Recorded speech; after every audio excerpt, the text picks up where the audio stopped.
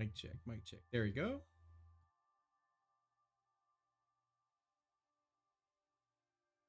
All right, let me see here. Now they Hi, can hear. everyone. All love, Bree, don't worry. Hey everyone, how's it He's going? fired. There you go.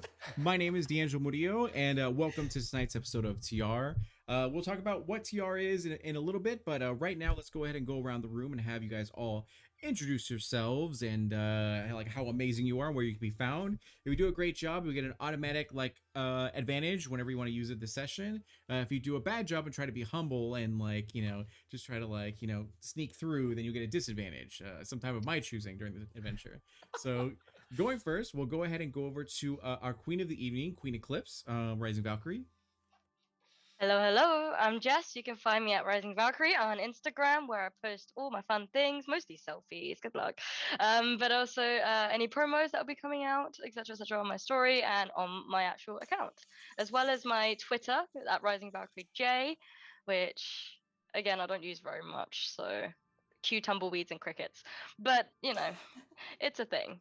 Yeah, that's about it, really. I'm just here chilling on 2 series for D'Angelo here on this channel. Saturdays every other week for Phoenix by Night Season 2, Yes. playing a cool, interesting scientist vampire, and Queen Eclipse.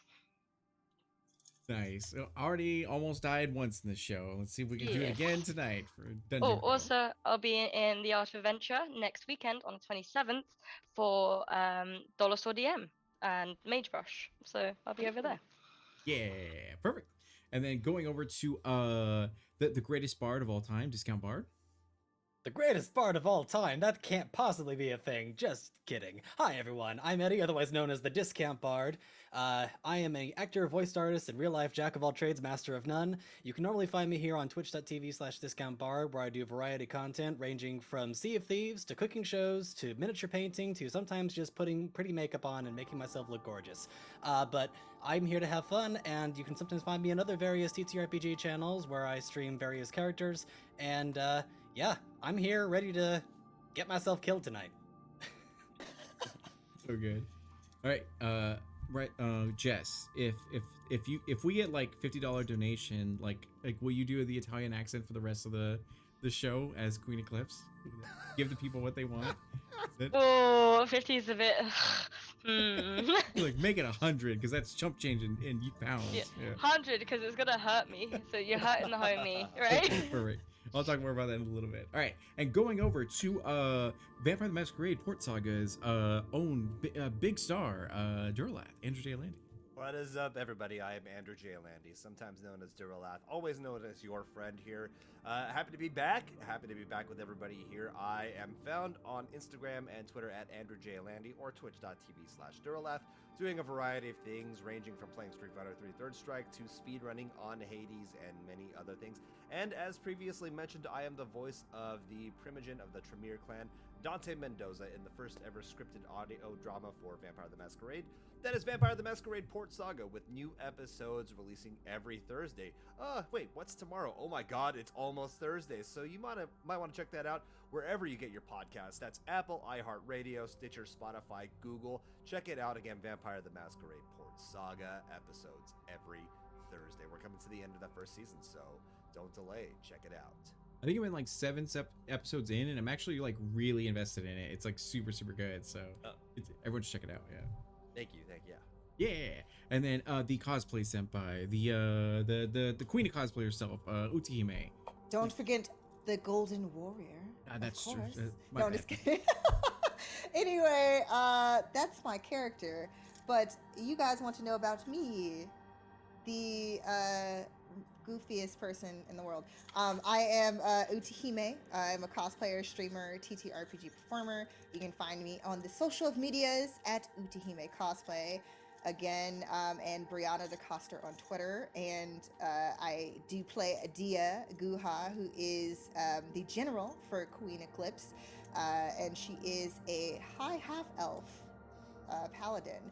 And if you want to see what else I'm going to be up to this week, not tomorrow, Friday, you can catch me and Duralath on Agents of Nyx on Creators Assemble. I know English. I can get through this. and that's at 6:30 p.m. Pacific time. So you can catch us on that channel as well, and then you can catch me on the Initiative Order on Monday evenings for Vault. Even though lately we've kind of switched up a bit because we were doing backstories for each of our characters recently, but that's usually at 6:30 p.m. Pacific time on that channel. And then of course, Ecrium Expeditions on our dear friend DM_screenings channel, 5 p.m. Pacific time. You can catch me and your lovely discount bard on that show. So yes, that is, long story short, way too long. Back to the DM. No, you're good. You're good. The weirdest thing about Ecrium is that no one wears shoes, and that just like it still gets. We're to me. the barefoot crew, and The Barefoot and Bandits. Exactly. we just feel like the world is better experienced with bare feet, and anything else is just blasphemy. So, All Logan How needs else to are you do. supposed to get all that dirt between your toes? All he needs to do is put in Gotta difficult do. terrain like thorns on the floor, and it's like dead, like game over for the party. well, I mean, thank goodness my character is the cleric, so I'll Oh, do true, lots true, of true. healing for the bottom of the soles of the feet, so it's fine. Perfect. So my name is D'Angelo Murillo. Welcome to my channel. Thank you for being here for our third episode of Tayyar. This is a political sort of intrigue show, which is silly to say because tonight there will be a classic D&D dungeon crawl, the first like real combat of the show, I guess, because like the first one was kind of cheap against the Queen Eclipse, and the second one was pretty quick for Relvin. So this will be the long form, and just want to say this outright. I put it on Twitter, but I was doing like all of the dungeon maps, and then the final one, a young Theo, my stepson, came up and he goes like, "That looks cool. I want to do that." And then I was like, "You got it. Why don't you sit here and make the final boss layer?" And he's like, "Wow!" So he like added a whole bunch of chaos. So I'm using his design. I tweaked it slightly, but yeah, we're gonna see if you guys So survive. So scared. We're gonna be like, Right. "Wow, that was a quick like season one. It was only like 3 episodes." It was like. And everybody died. Exactly. I was like, that was a weird. There was no resolution at all. Like TR just fell apart. Well, I So- mean, everyone died is a pretty solid resolution. right? Yeah. Now it's gonna be like your second cousins that are gonna be your next characters or something. So, it'll be good. So Oh yes, my gosh. tonight we do have a sponsor, which is Umbral Oculus Dice. So that is our dear friend Tyran's dice business. They're amazing in every single way. It will be a giveaway of a D20. So make sure that if you want to enter the giveaway, you're gonna type in TR in all caps. In order to be entered to win. Man, by the way, Andrew, did you get your? I did. Okay, I good. did. Yes, Oh, thank you. good. I'm finding that I'm the worst at remembering to send those out. So like, which I don't think I sent the last Phoenix by Night giveaway winner there, so I need to do that. But they're amazing dice, so you're gonna want to enter and everything. So make sure to put in TR, all caps, into chat, that way you can get yours and everything. And Especially if you're not a DM. They tend to not favor DMs. yeah, exactly. So it's so Yeah. I'm not using mine just for you tonight. right, exactly, yeah. There you go. So what happened last time, or what happened in this show in general, is that these are the descendants, or the family members, the only living family members of the queendom of TR. Now TR fell under a plague quite a bit ago, where a lot of like the queen herself, her heir, and a lot of the other nobles and lords all fell victim to this mysterious plague that just wafted through the land. A lot of these people were either like got sick and recovered, weren't even in the area at the time, or what have you, but they survived, and they had greatness thrust upon them as they now had to elevate their status and their position from just normal people now to the leaders of TR. As there is Queen Eclipse, who is obviously the queen, Relvin, the spy master, Jackson, the coin master, and Dia, the general of the TR military.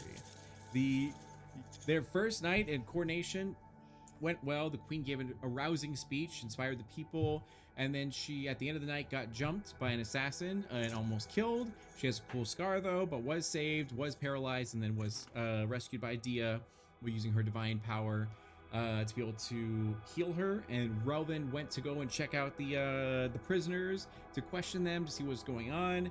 Also found himself into a trap and was attacked and ambushed, but thankfully saved by some wonderful nobles from another country. And then as everything else happened, they decided to attend the courts to help out the people with their grievances, and that is when they were approached by Baron Osum, who approached them and said, I've served you for a long time, and yet my lands are like running wild with the undead.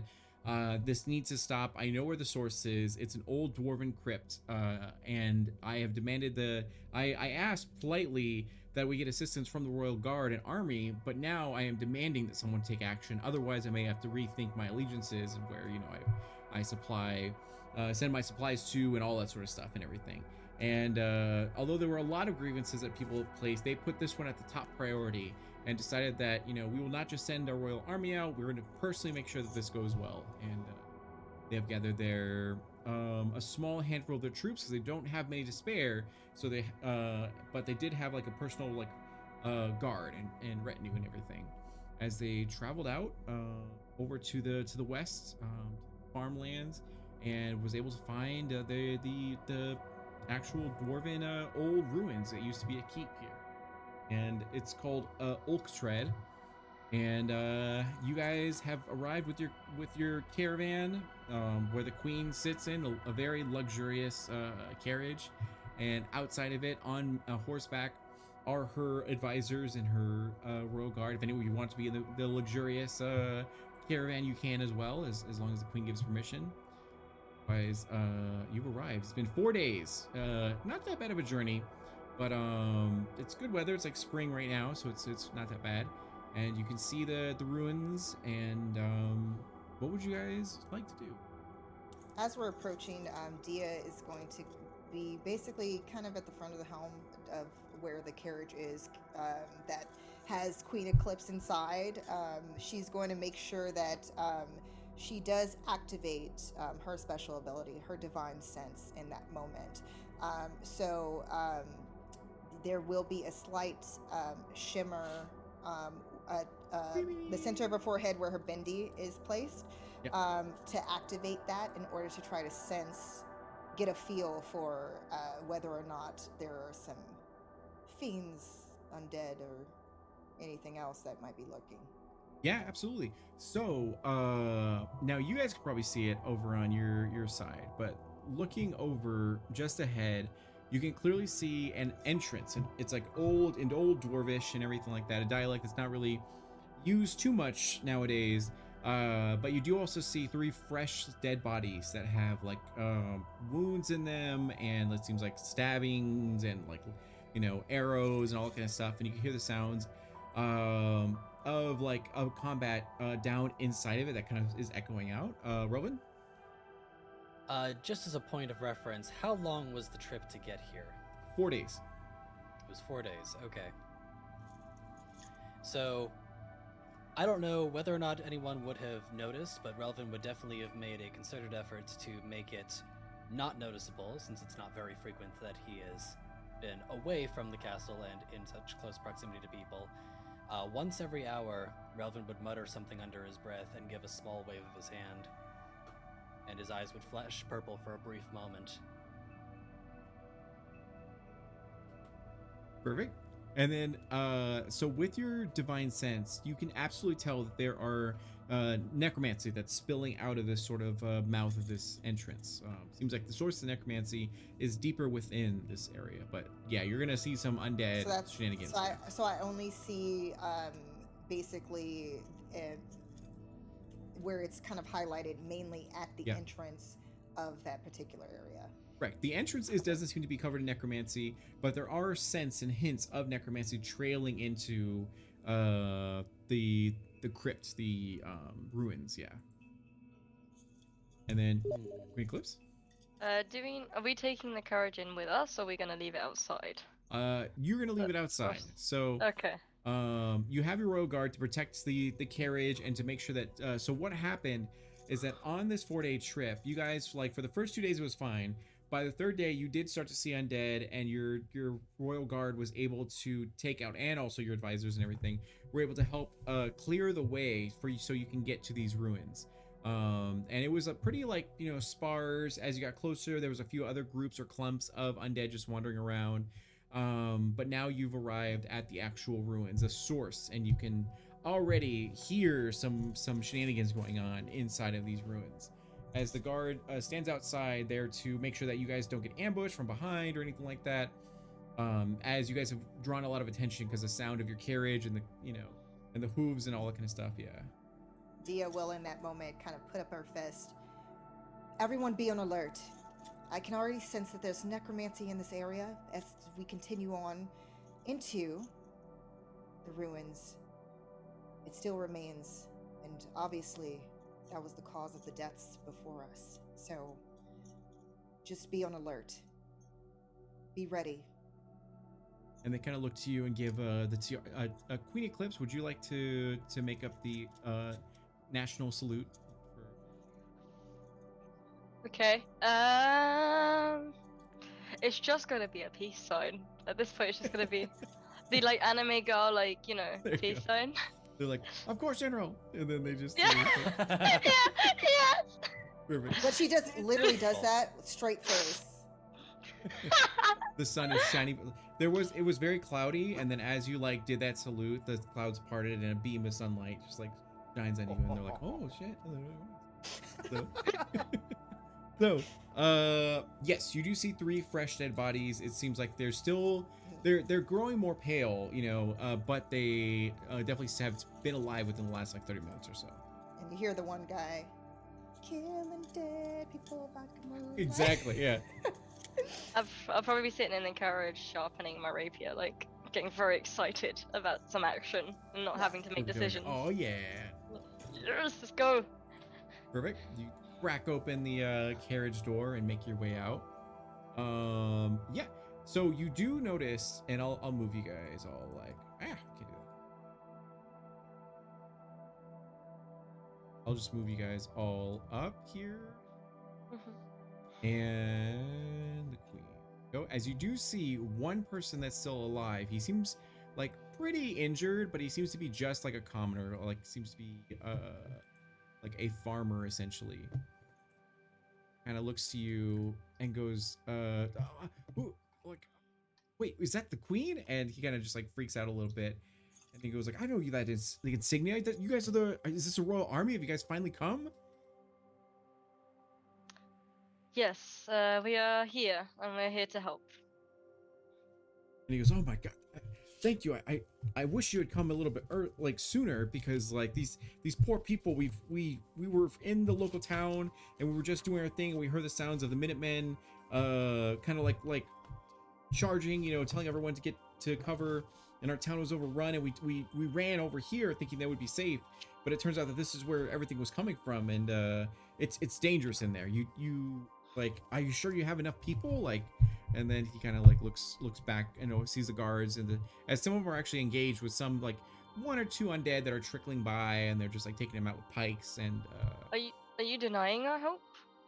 he goes like, never, I would never do that. And then as he goes, I've seen some things these past few days. As he sits down, as he like clutches a sort of a wound on his like his chest or stomach area, and he kind of like looks over to it, and you see it's a sizable gash. And he goes like, it's been a long day, as he just finally seems that he can rest a little bit. I said, can someone heal him, please? He needs some help. And he looks over to you guys, and he goes, don't worry about me. I've had much worse. And he goes like, if you're gonna solve this and take care of it, then please, it's just be careful, because there's not just skeletons in there. We ran into spiders, like very, very large spider webs, and everything. So I wasn't equipped to do this. I'm an accountant, so like. You're an accountant. Yeah, that's right. The numbers is my game. For your if you do survive on this, if we come back out alive and I find you here, come find me back at the castle. Perhaps there will be a position for you waiting. Thank you for your help, my friend. Like, oh, as you hand him your business card, and then he like takes it. Thank you. And yeah, so then you do see the mouth of this cave. There's also the dead bodies and like the camp that's kind of like right here and everything. Seems like they put up some sort of a fight. There are shattered bones that are around this sort of area, showcasing that they were able to stop a couple of them. But yeah, you can immediately hear clattering and everything from inside of this mouth of this. Dia is going to walk up to one of the bodies of the men that were attacked to try to see if there's any type of residue of like beyond just obviously where there was a gash on the other man, besides just kind of if there was scraping or whatever else, if there was anything as far as like poison or anything else that was affecting the men before they died, just to kind of get a sense for it. There's 3 dead bodies here. On 2 of them, you do notice that there's simply like a bolt sticking out of the chest, a stab wound in like the throat, or like different little things of areas. And the orc himself that you are bending over looking at, it does seem like he was stabbed with like maybe a spear in the shoulder, but you do see also on his thigh are 2 puncture wounds, and from around those puncture wounds are like black veins, as it seems like his body was reacting. It seems like necrosis was also like running through there. Yeah. Is there any evidence of also too with the arrows? Like, was there any symbols or anything along those lines that might indicate, identify what they're up against? No, it seems like they're very crude arrows. Like they've been, it's just normal iron that has been around for way too long. It seems rusted as you kind of like pull it out. Okay. So no one's like sigil or anything. Okay. Is it going to be just us 4 going into the dungeon? Correct. So your bodyguards are going to stay out here to make sure that you guys don't get jumped, as there's more undead that are kind of like clambering towards the entrance, and they're just like making sure the way is clear. Though if you need to retreat, you guys have a surefire exit to be able to come back to. Okay. Yeah. Shall we proceed forward, Queen? Before we go, I'm going to use my psychic whispers. Okay. So we can all telepathically talk to each other without making noise in the cave. Perfect. Your grace. Something I did not anticipate. First time's for free, and then because I have to do it twice because there's 4 of us and it's awkward because it's only for 2 creatures at a time. So I'm gonna roll for hours. Okay, that is 4 hours. That works. That's good. And right now it is about we're gonna say like 1 p.m. or so. So the day is young. Your Grace, before we move forward, I would like to make one thing clear. We are all here to protect you, and yours is the most important life among ours. If something goes sideways while we're inside this cave, remember that. I thank you kindly for keeping my life in mind. However, I can handle myself, as it's shown the last few weeks. Indeed, I have no doubts for your grace. But if one of us is to make it out of this alive, it has to be you. It's greatly appreciated, your fealty.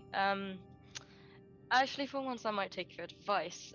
Could you 3, for example, cover me up? I know I'm not very big, but is there any way you can hide me? Like, cover me completely, just... And Dia automatically, basically makes sure that she's standing directly in front. Because how tall is Queen Eclipse again? I can't remember. You're an elf, right? Or you're a half Yeah, elf? I'm tiny. I just always play tiny characters, for sure. Okay. Yeah, Dia is 5'9", so she's going to make sure that she's basically standing. She has her trident at her back, and she unsheathes her long sword that's attached to her hip. I'm sure Eclipse, You have... Eclipse is 4 foot something. She's tiny. She's 4'10" or something. If it's cover you're looking for, I can mask our entrance as we proceed through. Very, very good. I am looking for a sneak attack, if anything. Just But something know where I can that, surprise them. Is anyone unable to see in the dark? Because if so, this may prove challenging to proceed through. I am able to. And are you a tiefling or are you an elf? I'm an Eclipse? elf. Elf? Me, sorry. I'm an elf, yeah. Elf? Okay. So you got dwarfism as an elf, so that what makes you 4. Oh like... yeah, I play tiny elves, like very small Okay, elves. yeah, I like- don't. What I forgot what race Jackson is. Human? I'm a human, so Yeah, I human. may have issues seeing, but as long as if I'm not in front, we should be fine. I can always follow. And Jackson positions himself to the side of the queen, behind Dia, though, just providing more cover. And he's got his glaive in hand, ready to go. And on that note, Relvin is going to draw a dagger from his belt and is going to wave his hand around the dagger, which is going to begin to glow black. And that blackness is going to spread and expand around the dagger to encompass a 15-foot area that will shroud it in darkness. And does it follow you, or does it you Because just I've place it- concentrated it on an object, it will follow the object. Oh, perfect. Okay, and what is that object you're doing? The dagger. Yeah, got it. Okay, perfect. All right, good. So we'll say that you guys go ahead and head over. Yoink. It. Make sure OBS looks good. There we go. Perfect.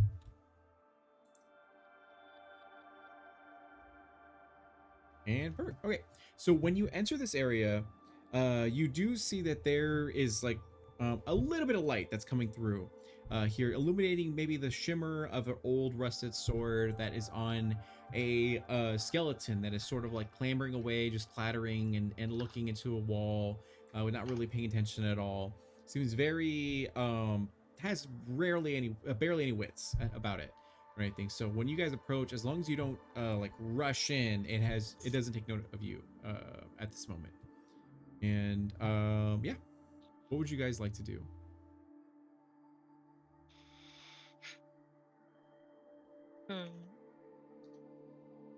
You said that there's one enemy? Correct. That's- There is one enemy.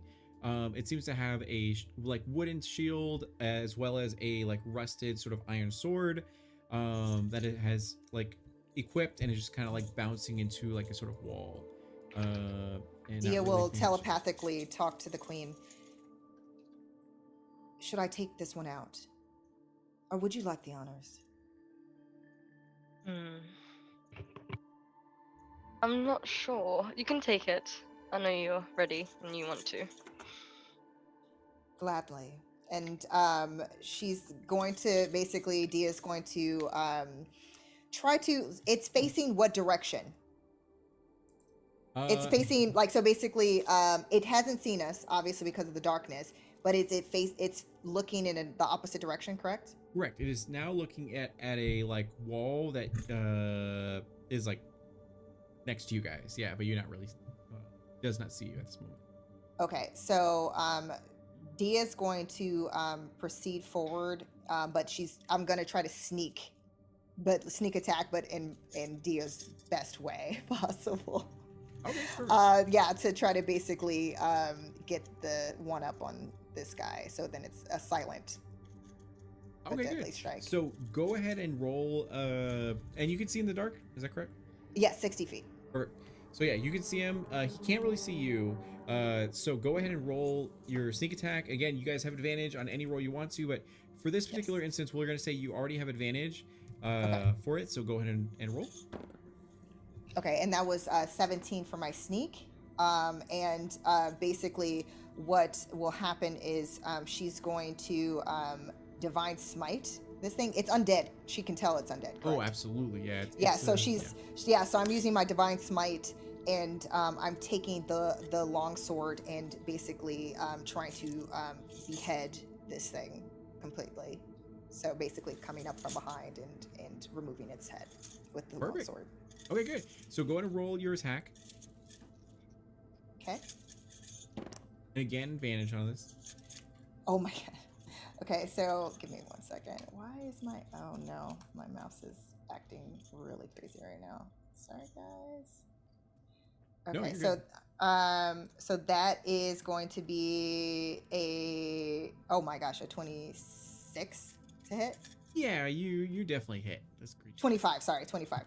Yeah. Oh. And then just check for the rest of the cast. Did your roll 20 update with the? Yep. It did not Yes. for me, but that was also too what I was trying to look at. Okay, so yeah, I'm yeah. sorry that I'm like. No, you're good. back and forth I'm right now. slightly new to roll 20, so like I'm trying to figure it out too. Yeah, so you're good. Gotcha. Yeah. Okay.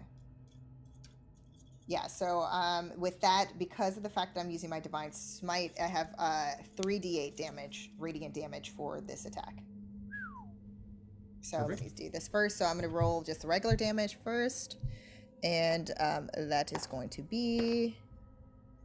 Okay, so that's 5 points initially, but then... Let's see... And then whatever radiant damage, go ahead and double that. Yeah. Oh. Okay, so I got where it was 13 points of damage Yeah. for my additional damage against this creature, in addition to Wow. the 5. So So, 18. So that's actually. yeah, and that's before. Well, the 13 was before it was. That's 20. double. Yeah, he's Yeah. destroyed. Okay. You essentially see Dia like hold her armor together as she like walks over to the skeleton and then takes out. Do you trident, right?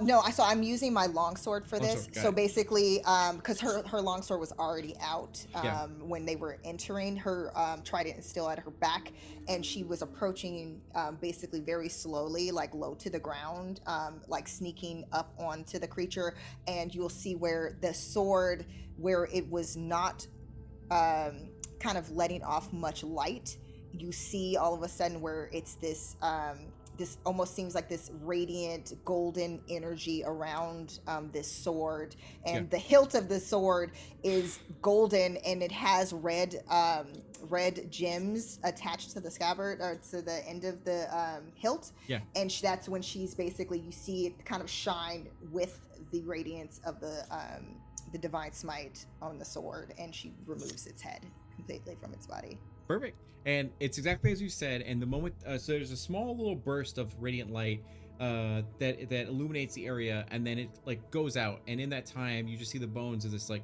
creature just begin to crumble and collapse in your divine might as it is defeated. So you can see slightly forward a little bit more.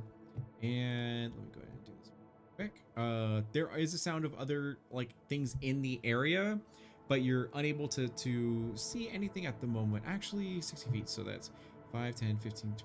Yeah, okay, never mind. You can totally see it. Okay. Does she notice if anything is like it was wearing armor and such? Is she still also too looking to try to see if there's some like symbol, like if these things are basically serving someone in particular, like if there's a common like denominator here? So she's looking at the armor like briefly Yeah, as so- she's like letting the body like go to the ground, because she doesn't want to make noise, so she's trying to like and then like kind of drop the armor to Yeah. the ground in one Pick everything up. like yeah. in one motion, just very swift. So, but at the same time, she's trying to see if there's any markings or anything in particular on this. Okay, yeah. So, two things. One, you are in a dwarven sort of like ruins of a crypt and everything. So all of these skeletons are dwarvish. There are all like dwarvish skeletons and armor and everything like that. That seems very, at one point, incredible craftsmanship, but now it's been rusted and dented and over just with time and everything. So you do see the dwarven sigils on there, but you do also see a unique arcane symbol that's like etched in the head of the skulls and everything. And it seems to be a symbol you're not too familiar with at all, but it seems to be quite But it's carved into its head. yes. And as you look down, you can see another skeleton that has not noticed you yet, that is like has a bow and like a quiver with a few arrows into it, that's just kind of like searching the area, not really too well. And he also has, or they also have a sigil burned into their head as well. Yeah. So And you'll hear in your heads, "This one's mine," and like she'll kind of like have this low, kind of evil laugh because she's just so bloodthirsty. But I'm gonna try and sneak up to the one ahead. okay, So perfect. Dia basically nods in the direction where the queen is amongst the darkness. Poor Jackson, And then he's like, she's he's like, she's "What's going on?" proceeding like on the side. She's basically trying to make I sure think that she there are stays things low. So Dia's proceeding on the side, kind of where the one was, Yeah. kind of making sure that she's hidden by. It looks like a tape. No, is that a rug? rug. What It's is that? It's a Okay, I really thought it was a Persian table rug, for a yeah. second. I was like, It's okay, a can she Persian stay rug. hidden? But she's just gonna kind of sneak on the side and just watch what happens with the queen. Okay, perfect. So Queen Eclipse, you wanted to sneak your way over, right? Yes. Okay. So just to be straight with you, these creatures do not have dark vision. They have like normal vision and everything. So Okay. they are fighting blind here. So go ahead and Okay. make a sneak attack, or sorry, sneak check, but with advantage. Yep. Perfect. Where is my my dice? Right. So stealth, right? So bad if you roll low. No. I got a 15. 15. Okay. So Nice. that's good enough. So where do you The other want one to was be? a nat one. Oh, that's what I Yeah. wanted. Okay. Oh. So where would you like to be? I'm gonna. Ooh, let's see. I'm gonna sneak up on the. Actually, no, just directly in front of him. So like. No, the other one. Sorry. Our direction, our side of it. The bottom square. Bottom. Okay, there we go. Yeah, there you go. Yeah, just sneak up to him. Yeah. Because he's Perfect. facing the right. Correct. Yeah. Yeah. Okay. Yeah. I'm gonna sneak up to his side with That my works. rapier. So because he is blind, he does give you a sneak attack. Yeah. So you are able to, and he is also not aware of you. So Okay. Then that means I can do an extra d6, 2d6 because of the sneak attack. yes. I'm gonna roll for my rapier. Okay. Da-da-da-da. Don't do me dirty. And Come Dia on. did move within range of, like behind, as the queen was progressing. Oh, like her, falling behind her her? movement was basically behind, so she Okay. should be like at least within melee distance if she needs to be protected. Okay. Perfect. But I get advantage because it's a sneak attack, and I forgot That to is correct, roll yeah. my second dice. Alright. Perfect. Okay, so that's a 17 plus 7, so 24 to hit. Yeah, that'll hit this like crumbly, crusty dwarvish skeleton. So that's a d8, and what was the other two? d6, right? I Yes. believe. Yes, 2d6 as well. A second.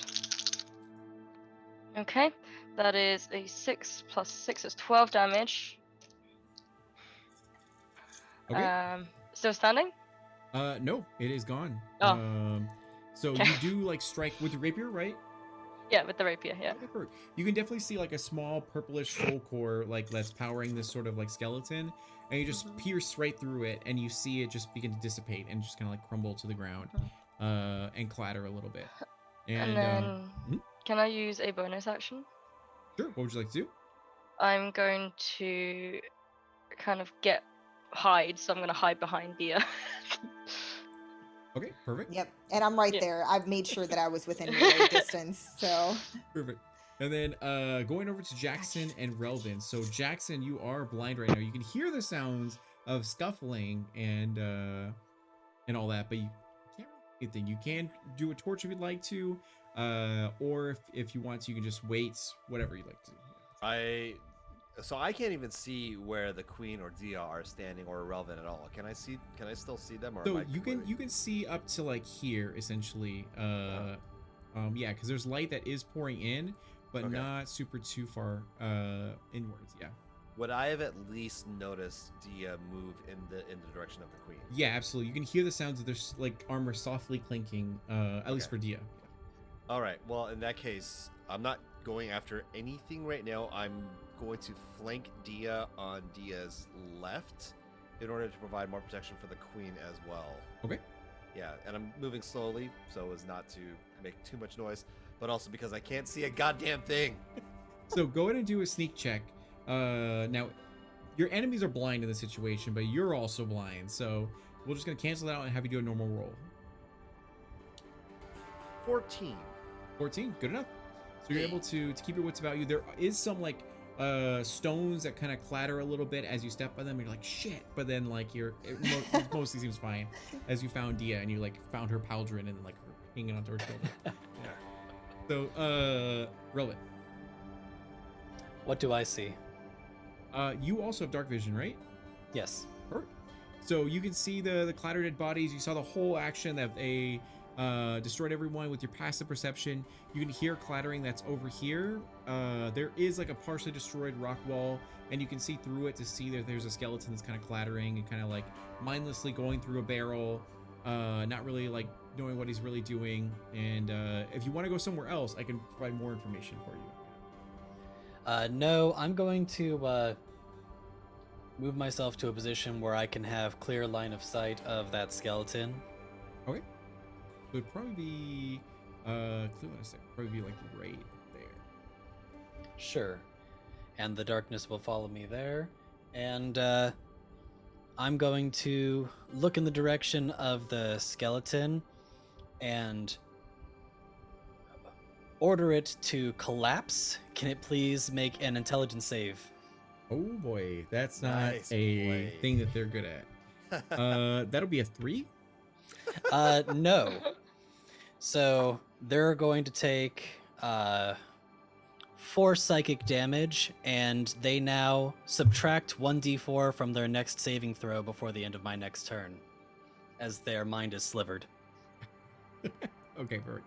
And then it did notice that attack, and it wasn't destroyed fully, so it is trying to search for its like essential target and all that kind of stuff. As you hear the sounds of clattering as it's like drops the crate like lid and all kind of stuff, and it's kind of making like a snarl sound as much as it can, or it's like jaw clatters, and it's like essentially searching, but it is extremely dark here and it cannot see, so it's kind of like walking around aimlessly searching. Let me go ahead and do that'll be a -1, so 11. And everyone's stealth check was bigger than that, so it's not going to be able to find it. And I'm going to do 6 to see which. So 2. So it's going to go over here essentially. So I actually have a question in that regard. How far away was that skeleton from us? It was 5, 10, 15, 20, 25 feet from you. 25 feet. I have a bonus action that I could have attempted to do as well then. Sure, go for it. As it starts to move, I would like to telekinetically give it a shove towards something in hopes that I might be able to trip it on its way over. It needs to make a strength save. Nice. That is going to be a 7. That will fail, so the creature will be shoved 5 feet away from me. I'd like to try and see if I can do that as it's going past some sort of an obstacle so that it might collide with it. Sure. And let me go ahead and do this. So we'll say it trips over like a small bit of like rubble, and then falls over and clatters against the back wall as it falls down and like scrambles for its like knife and everything. And yeah, it does not see where the source of the attack was, but it's extremely frazzled. So we'll go ahead at this point and have everyone sort of roll initiative, since it is trying to actively find you guys and take you guys out. Or skeleton. Poor Skelly. Okay, Oh. Eclipse, Dia, Relvin, and Jackson. All right, and then Dia. Dirty 20. Okay, and then Relvin. 17. Perfect. Jackson. 4. Four. Perfect. And then blind! It's on brand. It's the It's darkness. on Yeah. brand. he's like, "What the fuck is happening?" Yeah. Hello, darkness. What's happening? What's Eclipse. Dirty 20. Ooh, nice. All Oh. right. All right. So Dia and Eclipse, can you do a rock paper Poor scissors? Jackson. And 1, 2, go. And just 1, 2, go. Okay, Yeah. on go. Oh, wait. Wait, Okay. on 3. Alright, ready? Okay. 1, 2, 3. Do not just take it. Just take it. Just take it. Let's go. No, Okay. I was gonna say the queen should go for the queen. should Yeah, no, decide, that's what I was like. You decide how you want to proceed, because basically Oh. Dia's going to follow. Like if you are like you said, this one's mine. Basically, she's not gonna do anything. She's gonna let you have okay. the lead. So yeah, Cool. it's up to you. Okay. You call it. Okay. Okay, so we'll say that Eclipse will go first, and Yes. Skeleton. Let me see. That's an 8, so it's better than Jackson, but not too much. So If he gets Poor in Jackson. range, He's Yeah, still yeah. not gonna make it. He's not gonna make it. so Eclipse, it is your turn. What would you like to do in this situation? Now, Ye- if you look at the map, you can see that there's a grid system. So every grid represents, or square represents 5 feet. So Okay. And she has advantage, right? Because of the fact that if, well, no, okay, hold on. It's for rogues. It's like you have to, like ally has to be within what, 10 feet? some of the subclasses have that, but essentially, as long as she has advantage on her target, she gets sneak attack. Yes. Yeah, which this creature does not have dark vision, so it's essentially always gonna have advantage until someone lights a torch. Yeah. I'm always gonna have sneak attack essentially because they can't see me until they're like basically here. Yeah. Got it. Yeah. So I'm going to. Oh god, let me think. Okay, I'm gonna sneak up to the box right above the dead skeleton. We're here. No, the other one, the one with the X. So I'm gonna be just above that. Okay. Yeah, and I'm just gonna fire a crossbow. I think a shortbow. What do I have? No, shortbow. Yeah, I'm just gonna fire a shortbow at it. Okay. The one that's like frazzled. So Jackson, you hear the strain of the the string, the bowstring, and then all right. So go ahead and fire. So I get advantage, right? Correct. Yes. Sneaky. The only time I love being a rogue. In a cave. Okay, that is maths. 21 to hit. Oh yeah, that's gonna hit. Okay, that's 1d6 plus 2d6. Which dice am I rolling today? Okay, that's a 4 plus 3 plus 3. It's a 10 plus a 5, so 15. Perfect. Yeah, it's gone. As, it like traps Yeah. a rubble, and then it goes to find its knife, and it finally finds its knife, and then finds like a bolt in its, or an arrow in its skull, and it just shatters and then falls to the ground. Found something. We'll go ahead and keep initiative, that way you guys can continue to explore and do whatever you Okay. need to, and if we get into combat, then we already have like initiative ready to go. So you moved, you shot, and everything like that, so you're good. Is there anything you want to do for your like partial movement at all? Because you already moved a couple feet, but you still have some movement left. Let me have a think. I'm going to. Where's my bonus actions at? There is. Can I see anything ahead of me? Nothing, right?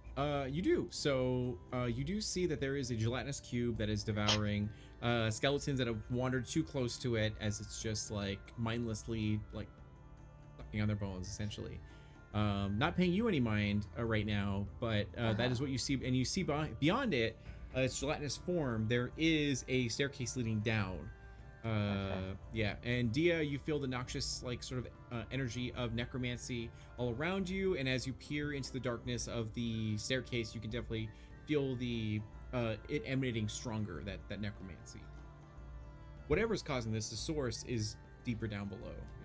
Yeah. Okay. So in my head, I'm gonna briefly say I'm gonna attack that cube from here, but because it's in our way anyway, so I'm guessing because there's something behind it. So I'm just gonna fight, and then I'm gonna use my bonus action, and I'm gonna throw one of my psychic blades at it. Okay. Can it see in the dark? That is a great question. Let me look at the stats for gelatinous cube. I think it's. I was literally on a panel for D&D Beyond about gelatinous cube, so I should know this. But It is just jello. That would It ever is just come up, jello. right? yeah, right? Yeah. Hello, Jello. Jiggly jello. And gelatinous cube. Here we go. Large ooze. -4 initiative. It has blind sight of 60 feet. Yeah. So Okay. blind beyond this radius, so it can see within 60 feet. Beyond it, it is completely blind. Oh. Okay. But even in the dark. And it can see 5, 10, 15, 20, 25, 30, 35, 40. Yeah, I can see all of you guys. Oh. As you sick. hear them like. What was that noise? Right. And I'll says, "What is that? What was that noise, everyone? What was that noise?" Yeah, exactly. Don't concern yourself. Don't concern. Fine, everything's Okay, fine. Yeah. I'm We just have gonna roll this to under hit then. control. We're about to encounter a giant dessert. I love it. Oh, Relvin, you're taking away my fun.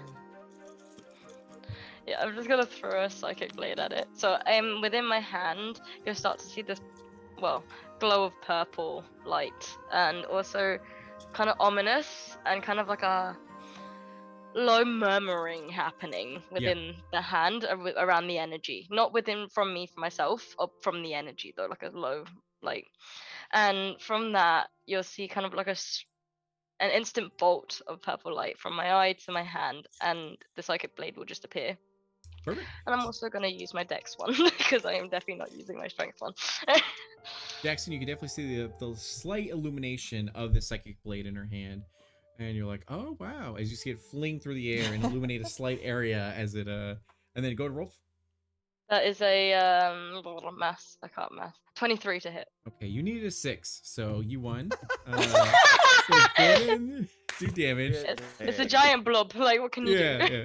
As a giant Jackson, blob. you Oh my do see gosh. it illuminate, fly through the air, and then stick into a gelatinous cube. Essentially, that's like it shimmers. It's like rada rada rada rada. Oh, And so I then, can cut. Oh, so as soon as I see the gelatinous cube, I'm not gonna run, but the glaive is pointed in that direction just in case. Oh, got it. Yeah. That is 8 damage. 8. Okay. Mm-hmm. So, perfect. Give me 1 second. Did I see exactly? Yeah, that's by the fine. way, did I see where the queen threw it from? You did, yeah. So you can see that, like, now I made the joke that you have your hand on her pauldron for Dia, but like, we'll No, say I you're- actually do. I Okay, actually yeah, do. yeah. So you'll have it on there, and you'll look forward, and then see the illumination, and you see the queen's figure and her crown and all that kind of stuff, and then it fires, and yeah, so straight shot in front of you. Great. I am. Can I move to again flank the queen and protect the queen at all costs? On your turn, yes. Yeah, cool. Just making sure. But yeah, you could absolutely do that when. Let me see. So we're maintaining. Okay, gotcha. And okay, there we go. So after that, it's gonna go over to Dia. So I feel so bad for Jackson. Yeah, so you can see the gelatinous cube there. You hear the sounds of other like sort of clattering in the area, but you can't quite see them at this moment. But it doesn't seem like they're approaching any closer or anything like that. But you know that there's other undead in the area. Yeah. Mhm. She's basically looking ahead, and then she kind of turns in the direction of Relvin. Dessert, you say? We'll see about that. And then she's basically pointing in the direction of the cube, Yeah. and she's casting Hunter's Mark. Okay. So basically, there's like kind of this bright kind of red light that kind of emanates for like just a brief second at the center of its mass, and then immediately after that, you'll see where there's a bright like reddish orange flame that starts to come from the sky and basically touches down upon the cube at its center core, and she's casting Sacred Flame. Okay. Jackson, you can definitely see now. Yeah. Yes. Oh, So because it's still within the 60-foot range, so Yep. it needs to save a dexterity. Okay. I'm pretty sure the dexterity for the gelatinous cube is going to be really low. Yeah, it's a -4. So that'll be an 8. So Yeah, so it definitely failed. Yeah. So basically, it's going to be a 1d8 plus that 1d6 for the Hunter's Mark. okay. Okay. So that was 6 for the 1. I need to get a d6. That would help. Oh, and then that's an additional 6. So that's 12 points of damage in total. Oh, got it. Okay. And that's I guess you can call that a flambe. you hear DSA with confidence as you can see the area, Jackson, a little bit. Is it, we're gonna say, to help you out, there's a slight flame that continues to produce around the target as it's like slowly going out or whatever, but you can Gotcha. clearly see the gelatinous cube while it's still engulfed in flames for like one more turn, we'll say. Do we see any markings on it, like on the picture, like on roll 20? You do not really, you don't see like any sort of like of the symbol or sigil that was in the undead at all, but you Okay. do see that there's various skeletons that are inside of it. You see various gear, a lot of shiny things that are in it, and yeah. So after Dia, it's gonna go ahead and go over to Relvin. Flambe, you say? Well, I suppose we're ready for a second course. Let's see if we can diverge this thing's trajectory to somewhere a little bit more useful. And I'm going to go ahead and stow away the dagger. It's going to drop the magical darkness from around us as I drop concentration on it. So now Jackson should be able to see now. What the hell are we? What are we? What the hell did you do to me? Oh, hush.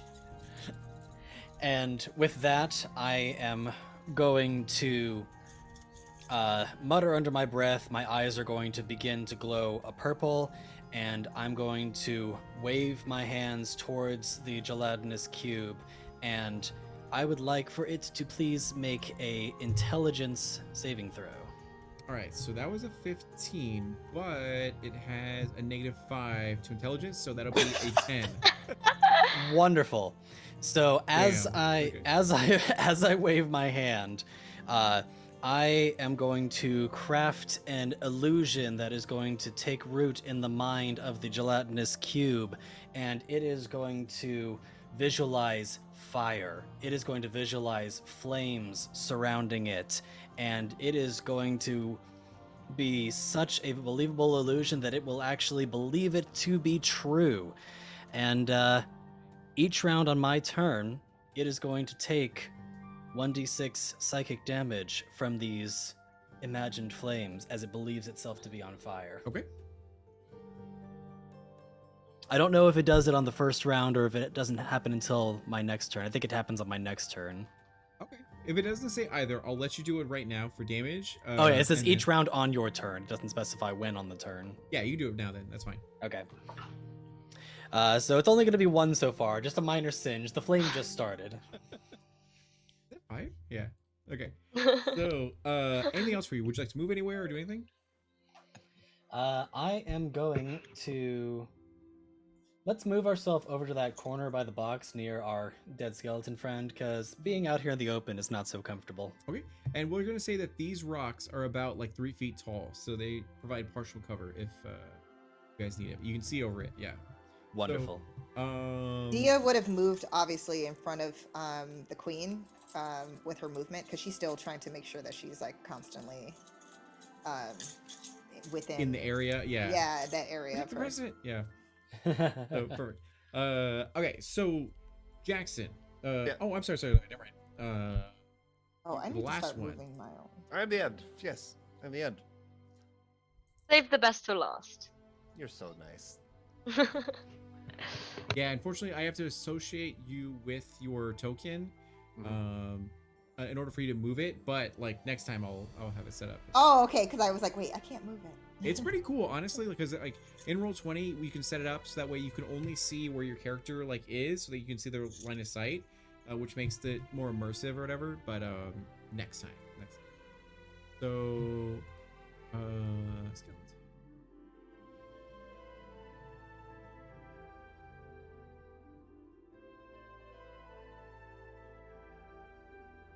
And okay, and then after that is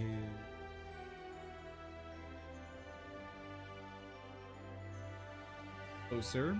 I think he can.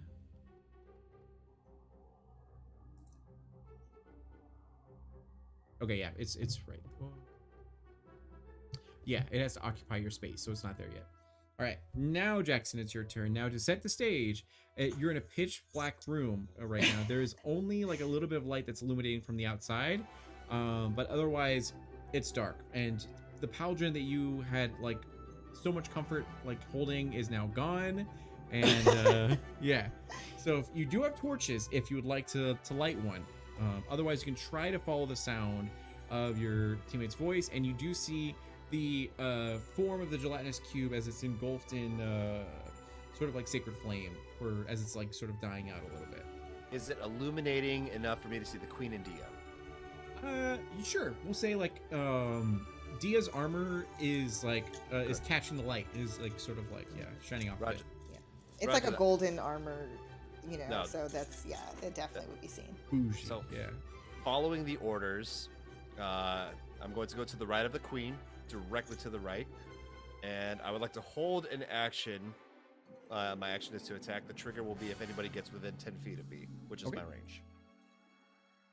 Anyone, you say? Any creature? I'm just kidding. Wow.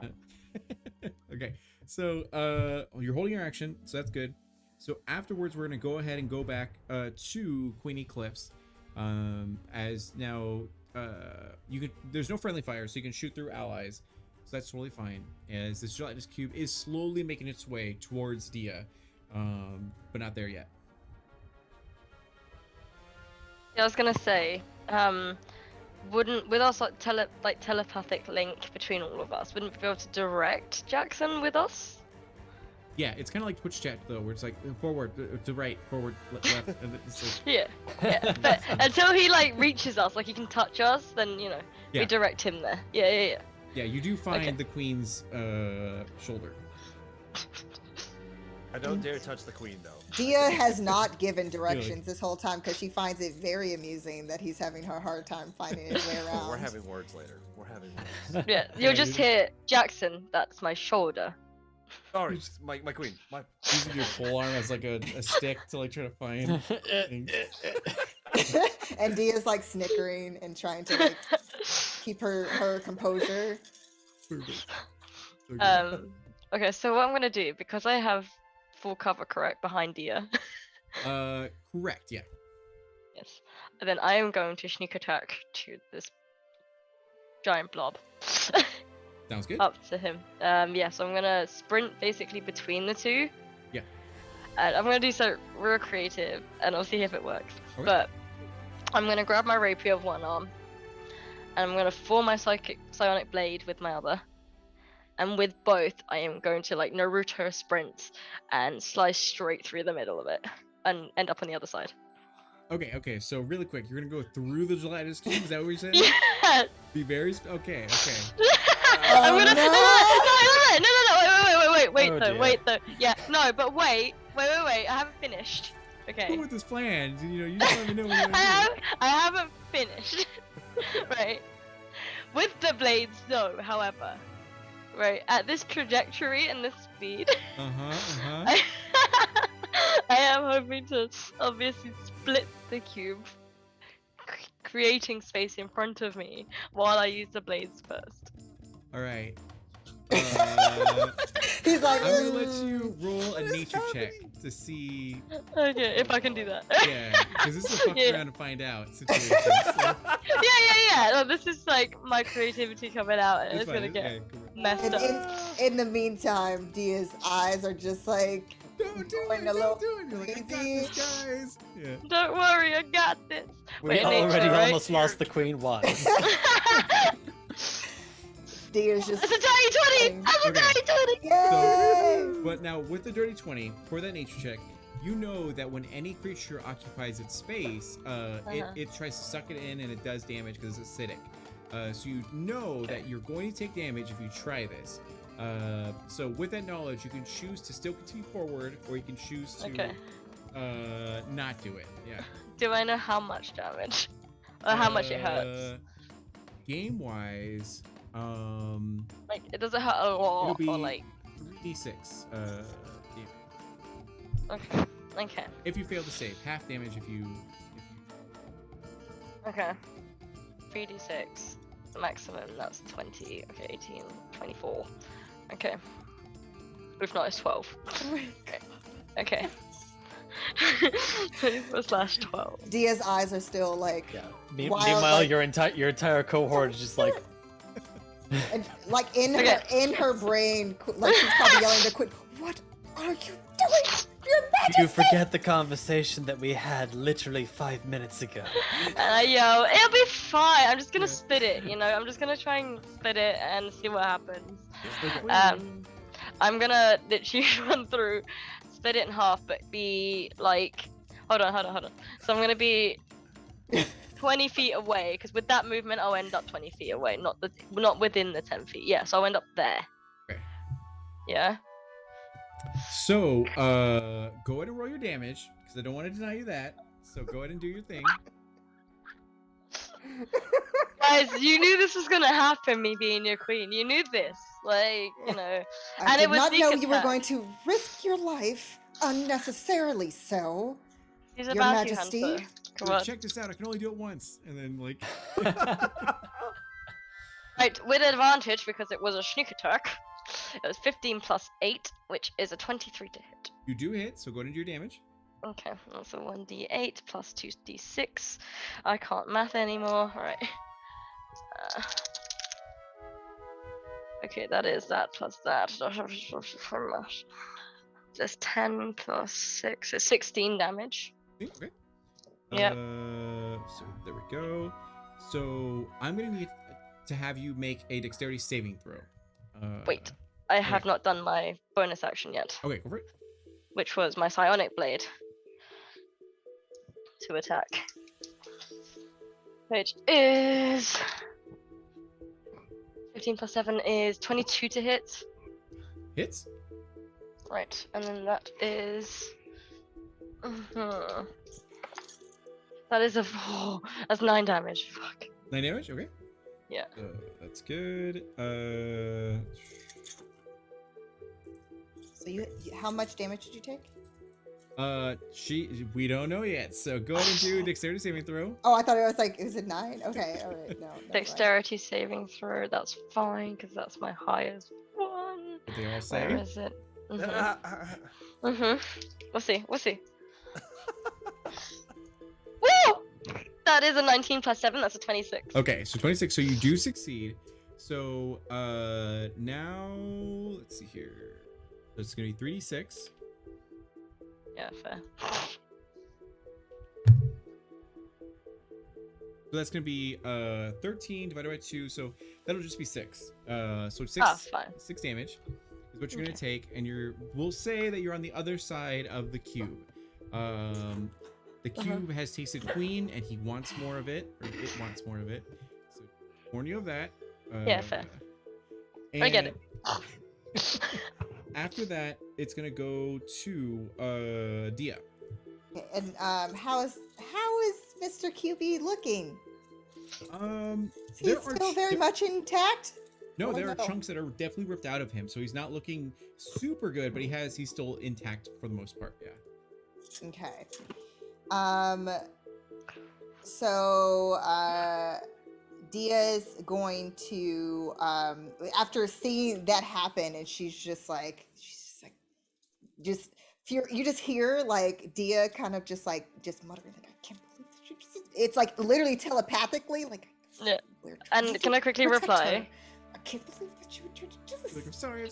Yeah. Can I quickly reply? Yeah, go for it. Like, I'm like, okay, I have a plan. Okay, if we all do this and we will somehow get around, we can run straight through it and lead it into the basement.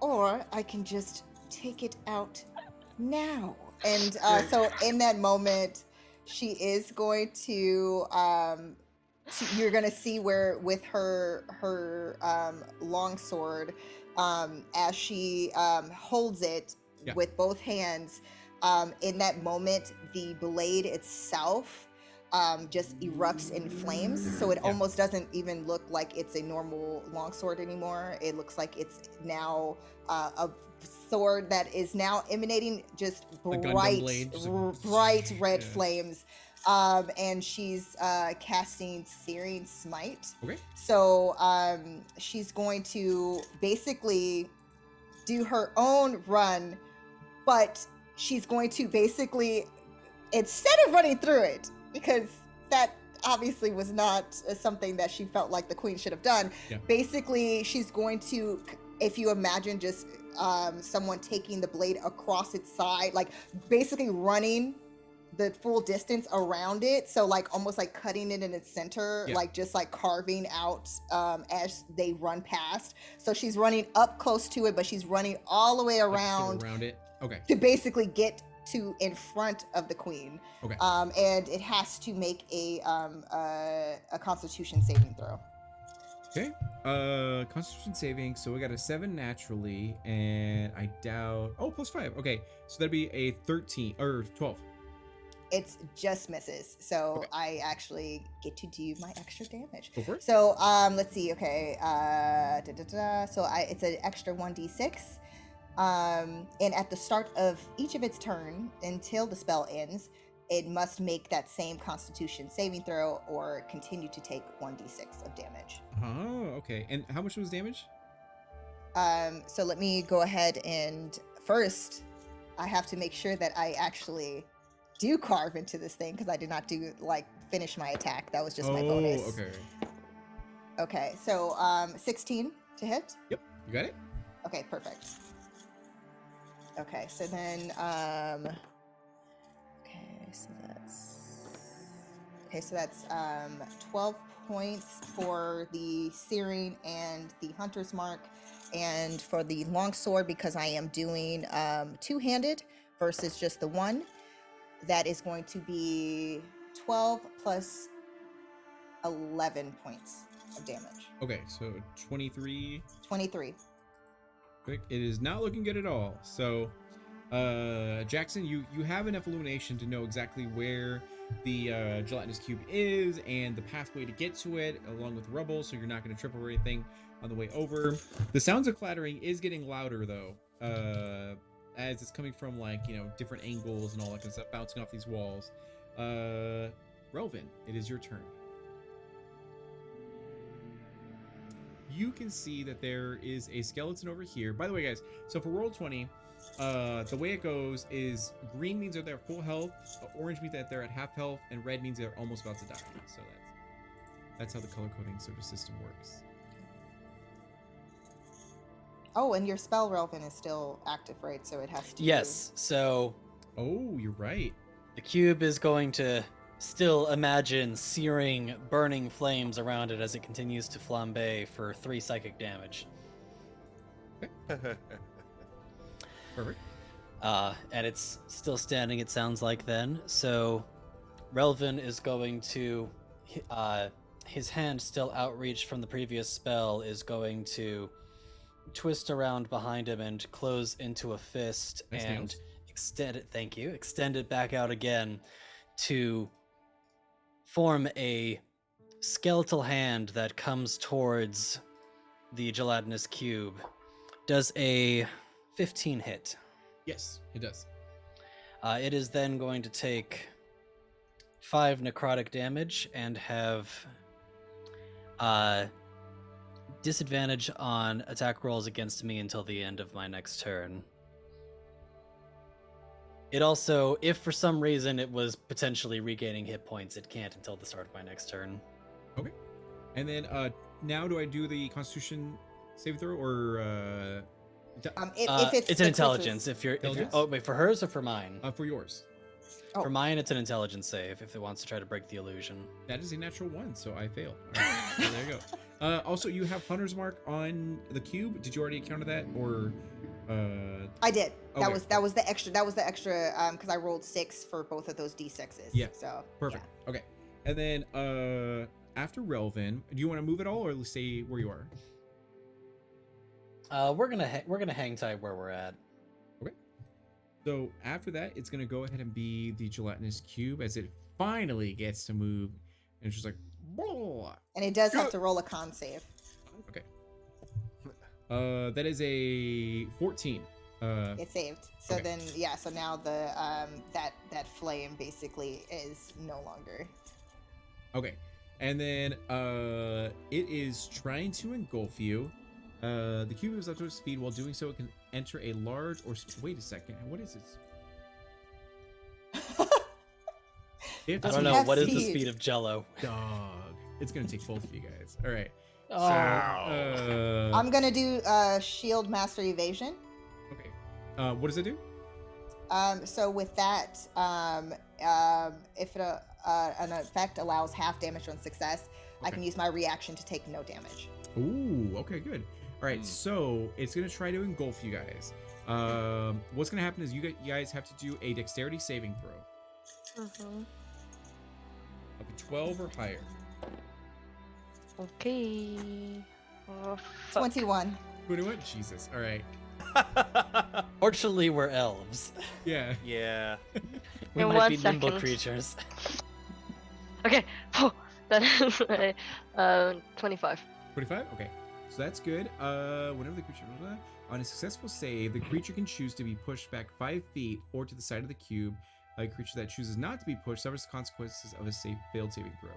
Okay, so you guys succeeded, so you're only gonna take half damage. Or Dia, you said you're gonna take no damage, right? Yep. Okay.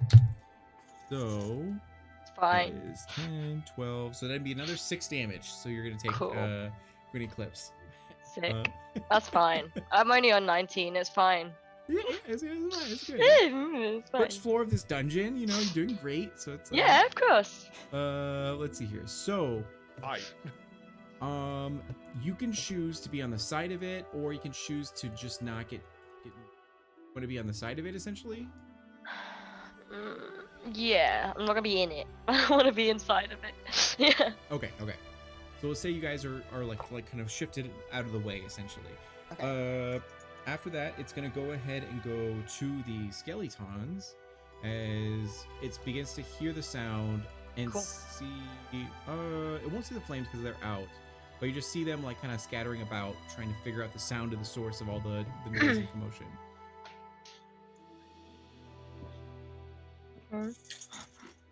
Now remember, these creatures cannot see you guys, so if you guys decide to end this combat and then dip out, there's a chance you could succeed and not have to like fight all of them.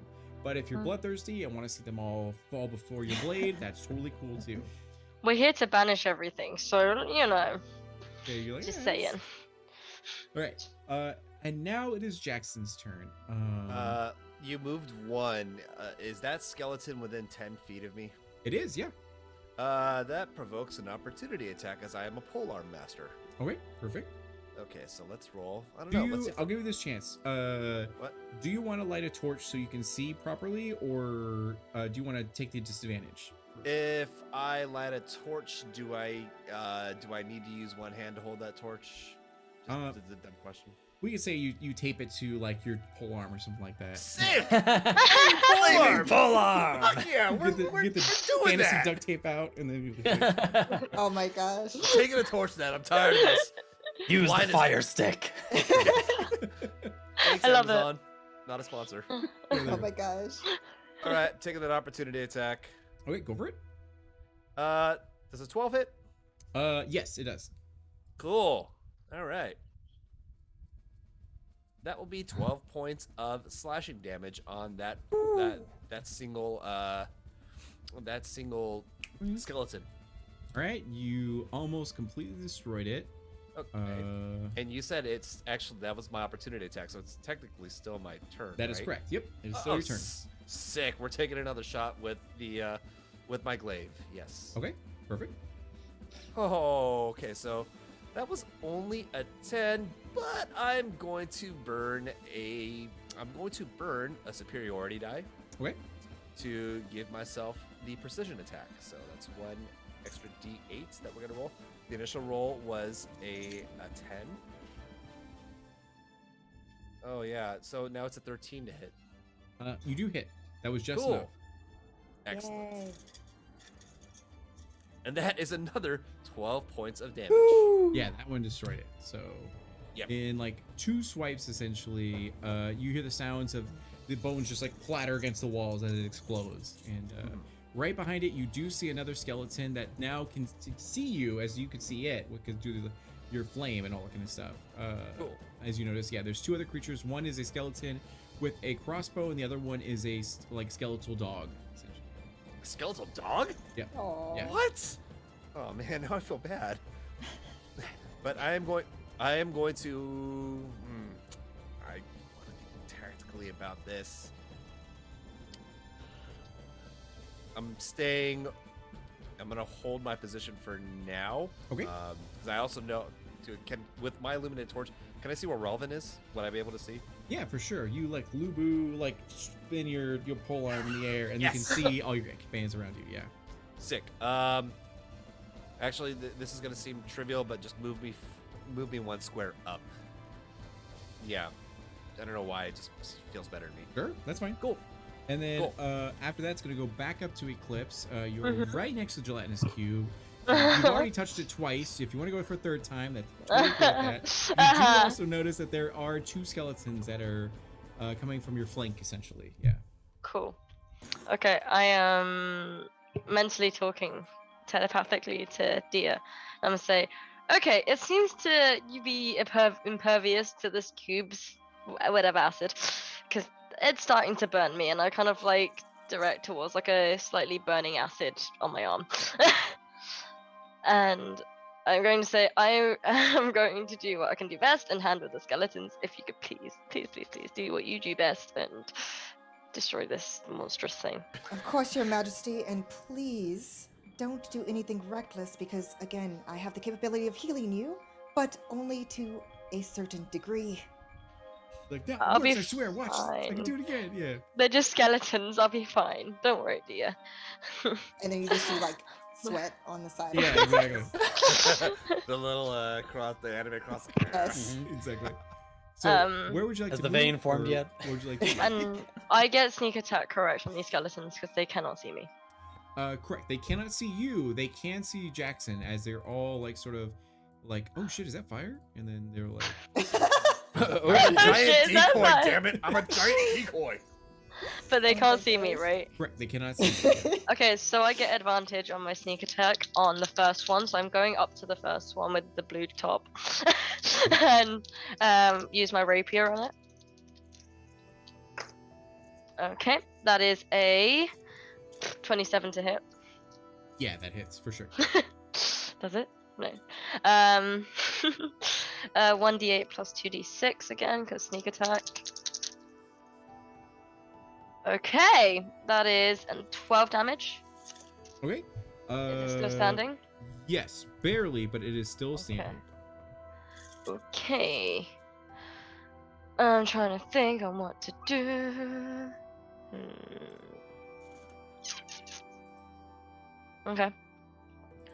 I'm going to, I guess, use my psychic blade, but instead of thrusting it, I'm going to kind of swiftly throw it. Okay. And see if he is fragile enough for him to crumble when it does go through him, because there's one Sure. right behind him. Yeah, go for Right. it. Still get advantage because they cannot see you, but you can see them. Yeah. Okay. Cool. Okay, that is another 27 to hit. Does hit. Go to Oh, 26. damage. Sorry. Yeah, 26. And that's 1d4. So was that a sneak attack again? Technically. I think you can only do 1 sneak attack per turn. Okay. Okay, fair. That's fair. I'm gonna do that then. Okay, that is 7 damage. Okay. That is enough to destroy it as you flicks of your of the queen's blade, and then suddenly it just gets destroyed. And then anything else for you? Does it go through, or does it just kind of? It destroys this creature, but does not impact this one. Okay, fair enough. Yeah. No. I think that's it. Okay. After that, it's going to be Dia. So you look over, like the concerned helicopter general that you are, and you can see that it did. The queen was able to take down one, but you see another one that's coming up with the bow. Still unable to see really, but pointing it sort of at Jackson, haphazardly. But the gelatinous cube is like right in front of your face, with 2 like jello arms that are kind of like yeah. Whatever Queen Eclipse wants, Queen Eclipse gets. And then she's going to pull the trident from her back, and then she's gonna basically like Olympiad style just chuck it. Yeah. So it gets the extra damage for the thrown trident to try to hit Mr. Gelatinous Cube with her trident. Now, let me also to say, because I blocked the hit, do I still need to roll concentration anyway because of the fact that it was still an action that was made against me? No, we'll say it's fine. Okay. Just because I wanted to be fair, because I'm like, obviously. I appreciate that. Yeah. Yes. Okay. Okay, and that is 22 points of damage. I mean, not 22 points of damage, 22 to hit. 22 hit? I Yes. wish it was 22 points of damage. That would be amazing. It's probably gonna come up like Awesome. right now. 22. All right. Exactly. Yeah. Okay, so that is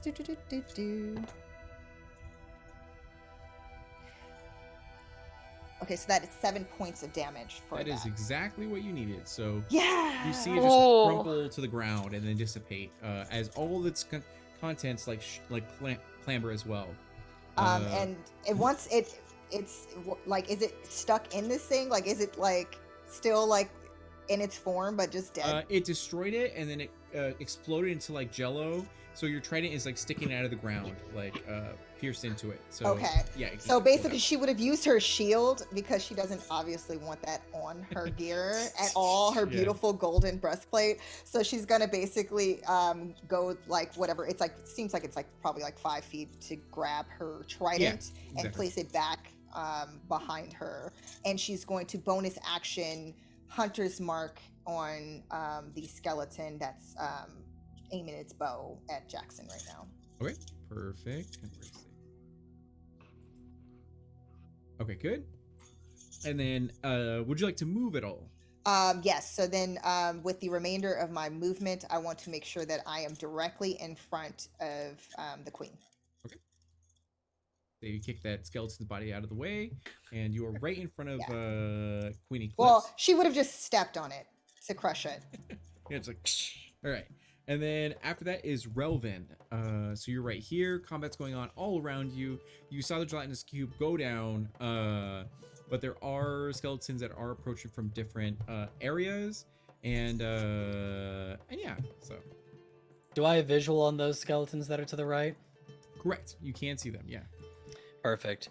So Relvin, seeing the cube destroyed, is going to turn to face those skeletons that are approaching to the right, and is going to motion with his hands to draw images in the air. One appears in a bright shining red that starts to vibrate, and then another in a different shape in a green, and then a yellow, and then a blue, and the shapes are going to start to vibrate and meld together until it becomes this purple and black undulating warbling mass of energy. And Relvin is going to shuck it over at said skeleton.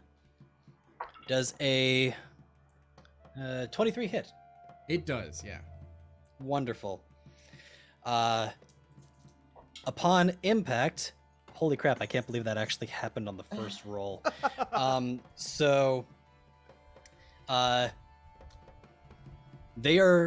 That first skeleton is going to take, I can't believe it, I rolled maximum damage on this.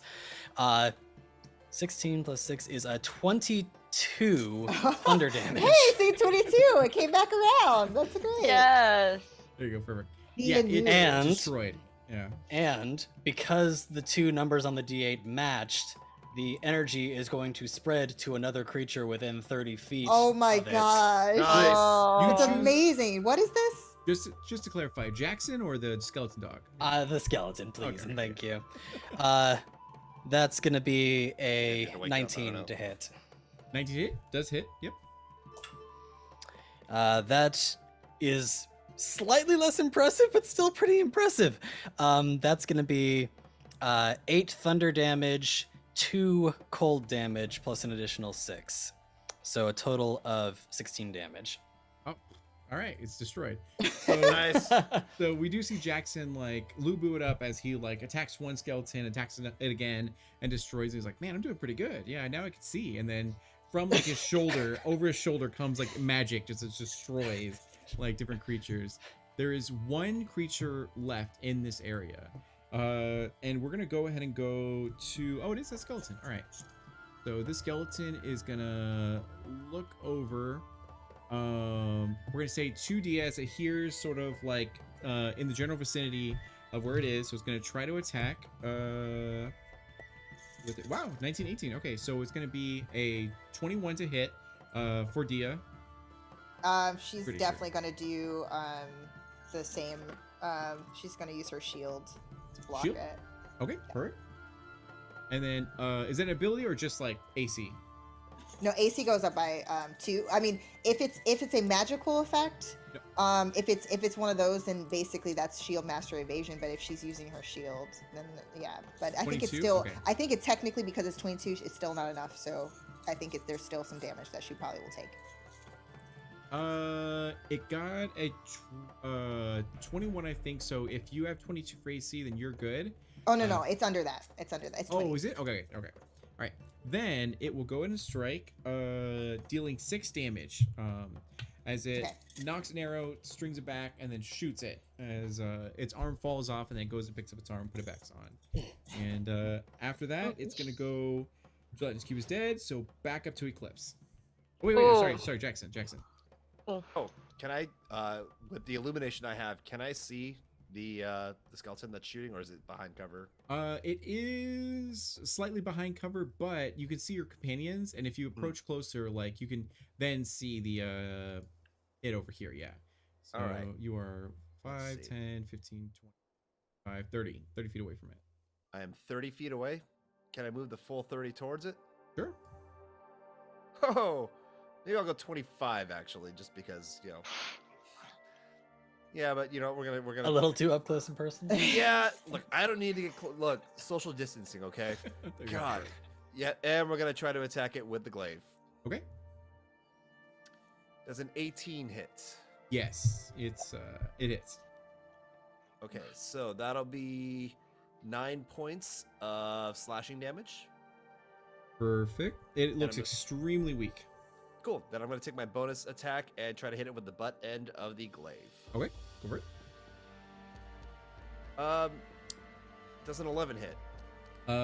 It does. Yeah. Sick. Then that'll be an extra 6 points of damage.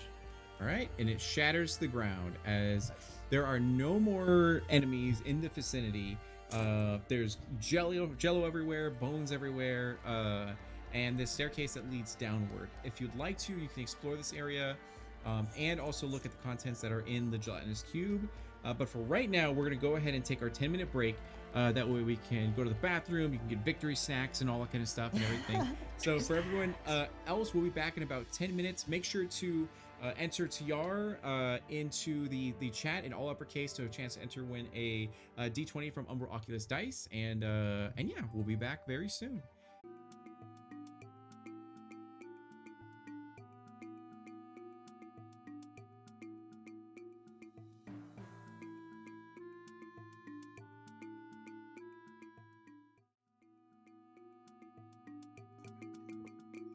Hey everyone, and welcome back to Tayyar. Thank you again so much for bearing with us for that small break. Oops, a couple of the cast members are moved around, so let me go ahead and fix that super fast. Oh man, I was Jackson all along. Yep. Yeah, about that. Let's see. Plot here, where twist. we at? Oh, I'm Dia.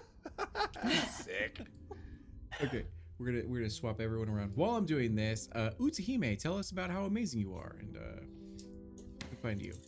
Thank you, kind, generous DM who won't kill us while we explore the rest of this dungeon. I'm Utahime. I'm a cosplayer, streamer, a TTRPG performer. You can find me on social media at Utahime Cosplay. Again, Facebook, Instagram, here on Twitch, where I stream a variety of games, and Brianna DeCosta on Twitter. And I am playing Dia Guha, who is the general to Queen Eclipse's kingdom of Tayyar. Perfect. And then we're gonna go ahead and go over to Rising Valkyrie. Tell us about what you doing across the pond. I'm just chilling. You can find me at Rising Valkyrie on Instagram. That's where I post all my promos and stoofs, mostly selfies. You can find at Rising Valkyrie J my Twitter, which is basically crickets and tumbleweeds. So good luck with that. If you tag me, I will probably like it back and retweet it. But otherwise, it's pretty dead. No? I'm always playing video games. If you're ever down, you want to play, link up with me. We'll definitely play some games. I'm into FPS games, Overwatch, Valorant, you know, etc. Such Apex. Whatever you're down for, I'm willing to try. Phasmo too. Nice. And then going over to Duralath, tell us about how good you are at Hades. Yes. Finally cleared all the bounties for Hades last night. Thank God. I can put that Small away. feat. What's up, everybody? Andrew J. Landy, aka Duralath. You can find me Instagram and Twitter at Andrew J. Landy, or Twitter and Twitch, twitch.tv/Duralath, or Twitter at Duralath. Mostly fighting game stuff, Street Fighter 3, Third Strike, and Hades. Also, again, check out Port Saga, Vampire the Masquerade. Port Saga, the first ever scripted audio drama for Vampire the Masquerade. Episodes releasing every Thursday. Perfect. And then going over to Discount Bard, like greatest Twitch streamers out there. So tell us about how great you are. Well, I don't know about one of the greatest Twitch streamers out there, but I definitely am on there, and you can find me regularly, although I've been on a bit of a hiatus for this month. I'm Eddie, otherwise known as the Discount Bard. You can find me on twitch.tv/discountbard, where I do variety content, ranging from Sea of Thieves to miniature painting to cooking shows and other sorts of various shenanigans like that. Otherwise, you can find me on twitch.tv/DM Screening on alternating Tuesdays, where I play in another campaign, Ecrium Expeditions. I'm actually cast alongside the one and only Utahime here in that show as well, so lots of fun stuff if you want to follow the shenanigans of the Barefoot Bandits. Otherwise, if you want to follow what other various ventures and shenanigans I'm up to, you can find me on all the socials at Discount Bard. And on TikTok. Yeah. Oh yeah, I see you TikToks all the time. I'm like, I know him. Perfect. And then okay, so my name is D'Angelo Murillo. Thank you for coming to my channel and being here for Tayyar. This is a show of where these 4 nobles are trying to guide their nation of Tayyar into a better and brighter age and era, as they're from all corners. They're getting surrounded by just like a literal plague, civil war, chances of war from other nations. All these sort of things are starting to boil, and they're trying to do their part. Specifically right now, as personally handling a bit of necromancy that's spilling out into farmlands in one of their little like hamlets or provinces that the royal army was supposed to help out with months ago, but was never summoned due to the lack of hierarchy and everything, or monarch and everything. So now they're in the first floor of Ultred, which is a dwarven crypt, and they were able to wipe out all of the undead and also gelatinous cube in here. And they can clearly see the staircase leading to the next floor. The source of necromancy does not seem to be within sight, at least in their immediate vicinity, but they do find various trinkets and baubles, not only in the room just for the sake of time, but also within the gelatinous cube. So really quick, what we're gonna do is we're gonna have each of you guys roll a d20 and then let me know what it is.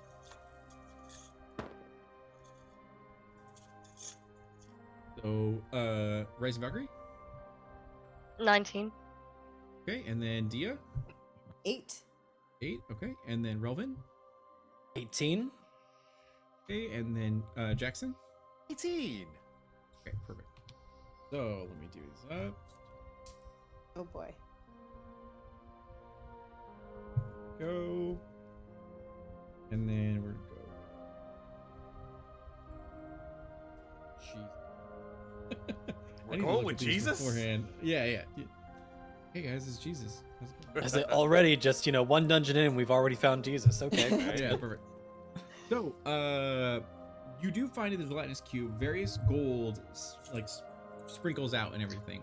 In this vicinity of this room, as you search through it and all that kind of stuff, you could find about 200 gold that's in here. So it's a small chest of about this many, as long as other coin purses and all that was scattered about.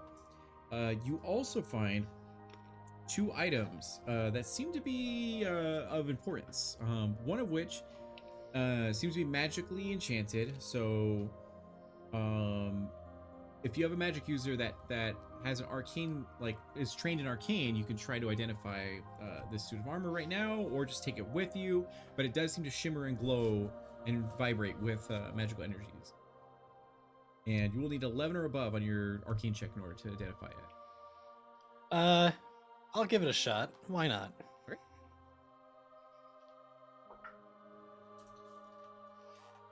What is that? That is a 12. Oh, you got it. So adamantium armor. This suit of armor is Nice. reinforced with adamantium, one of the hardest substances in existence. While wearing it, any critical hit against you becomes a normal hit. And it is medium, heavy, but not hide armor. So In this case, we're gonna say it's like chainmail, essentially. Yeah. And then the other one seems to be a wooden box, but it vibrates with magical energy. So if you'd like to try to identify it, you can do so. Unless someone else wants to take the reins on this, I'll give this another shot. Yeah, it's just a wooden box. Let's get at it. Trust you the best. I'm gonna try, but Alright. no promises. You need 11 or above. That is a 14. 14? Okay.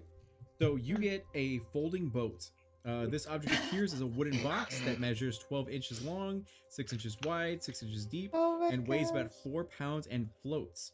It can be opened to Yep. store items inside. This item also has 3 command words, each requiring you to use them or an action to speak. One of those command words causes a box to unfold into a 10 feet long boat. The second command word causes the box to unfold into a 24-foot long ship with a deck and cabin and all that kind of stuff. And the third command word causes the folding boat to fold back into a box. So you guys found this wooden box as well as adamantium armor. So you choose that, divvy it up. And 200 gold. And 200 gold, exactly. Yeah. Dia's gonna be too concerned with, like, while Queen Eclipse is trying to figure out stuff, she's like, "Would you please just stand still? I have to heal you for your wounds." Yeah, but give me a second. I need to investigate this box. It's very interesting. I'm Jackson, curious as to how such an artifact wound up nowhere near the water. Your guess is as good as mine, but Strange. I'll Very definitely, strange. I'll definitely need that gold. This will only help our coffers, and Jackson's definitely gonna just take a hand on this. However, and as he takes a hand, my queen, however you see fit to divvy this, I do feel it is best this remains with our coffers. Although some should be given to our other soldiers outside who are holding ground out there. Would this be agreeable for you? How many soldiers are outside? About 5. Mhm. Gerald, Barry, Yep. Jason, Steve, and Clark. Or Barry, Jason, get- Steve, and Clark. Okay. Give them all about 5 gold each from their services today, and take the rest for the coffee. Yeah, for sure. 25 them gold. Very good. No, 25 yeah. gold. Mhm. And Dia is going to be like, again, with hands over the wound, like kind of like, can I, like, kind of looking at the queen, like, can I lay on hands now? Do you consent? Yes or Mm. no? And then I go, just do it. Just do it, dear. Okay. Just get it over with. You can definitely see that there are like burn marks. Like her pants look Ye- cool now, you know, as they're like Yes. ripped, sort of. Like, If you wanted to touch me, you could have just said so. Just do it. Your Majesty. And then she basically lays on hands. So whatever amount, how much were you missing? Relevant for the sucker. A lot. I'm missing about I can't math today. 12, I think. So you regain 12 health points. Cool. Thank you. Perhaps this new set of armor could be well suited to our general. Agreed. Would you like to change behind the wall over there somewhere? What does this look like? What does it look like though? The armor that it's very it's has a lot of awesome craftsmanship. Like granted, really durable, super cool, but because it's dwarven armor, it's like a crop top to you, but it still gives you like the benefits of normal armor. And for the sake of everything, we'll say it's let me see. the Chainmail? magically enchanted to and chainmail. I mean, I'm it's trying- magical, so the midriff section is clearly the most protected part, so right? Any missiles Yeah. that go towards your midriff will just zoom to your Let's see, but this would give her a disadvantage to her Oh, I see. stealth. sneak and stealth. So she's just kind of like, It can be sold if you like to. There's also Roderick outside if you need a yeah, she looks at it and she's like, I don't believe it's quite my style. Let's save it for someone who really needs it. And then she's gonna look over at Jackson and then give like a little eyebrow and then kind of start going to try to see if there's anything on the bodies that they basically destroyed if there was any other special items that they might have been carrying. Yes, yes. Anybody who needs it, like your guards who failed to protect the queen last night or a couple nights ago. Yeah, this should go. Can to I them. gauge how much it costs? Like if we sold it? Go ahead and do investigation. Investigation. Okay. Cool. Oof. Okay, that is a 13. 13. Okay. So with 13, you see that it's got like quite a bit of craftsmanship. Not only that, but it has a lot of awesome, intricate designs that are carved into it. So it'd probably fetch about like 150 gold or so, because it's in like pretty decent like shape. Granted, it has some acid burns, but it kind of like burned away at the sort of like dust and muck and grime that was on it. So it's looking pretty shiny. Yeah. I think we could either save this as a gift to another nation, or we could sell it for approximately 150 gold for our coffers. Earning favor or earning coin for the coffers are both desirable outcomes, so perhaps we do hold on to it and see if it can serve a greater purpose. Imagine we could just leave it here and then pick it up on our way out. Would that be agreeable?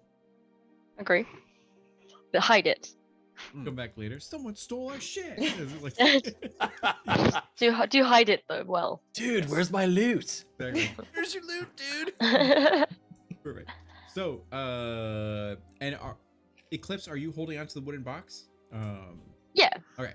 So you have it like in your backpack and everything like that. Mhm. The Adamantium Armor you like set down in like the room before you and all that, knowing that the outside the guards are like protecting you guys and your flank and everything, so you should be safe in here, safe quote unquote.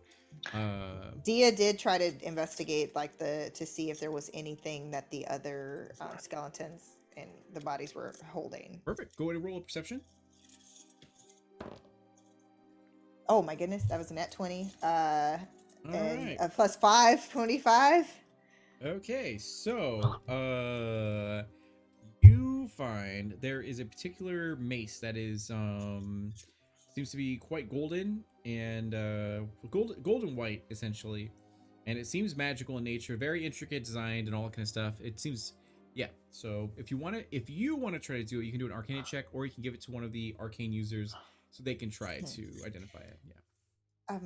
I'm not well versed in all of the magical properties of certain items. If you wouldn't mind, either Your Majesty or Relvin. Robin, go ahead.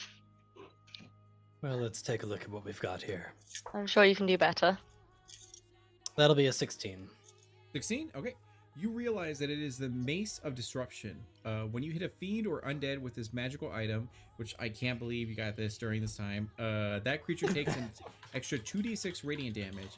If the target has 25 hit points or fewer after taking damage, it must succeed on a DC 15 Wisdom saving throw or be destroyed. A successful save, the creature becomes frightened of you until the end of its next turn. While you hold this weapon, it sheds bright light in a 20-foot radius and dim light for an additional 20 feet. Mace of Disruption is what it's called. Is it one-handed or two-handed? It is one-handed as a mace. Oh. This is something our general may find very useful, especially given indeed. our current You're like, dibs. circumstances. And then she basically, you see where she takes it in her hand from Relvin, and she's kind of like taking a look at the weight and kind of doing different tricks, like she's normally going through her motions. So she's just like kind of where she's pretending like she's in fighting some imaginary person. This will do. Of and note, she puts it behind her. Of note, during the handoff, Relvin does seem to hesitate for like the briefest fraction of a second, and then continues to hand it off to you.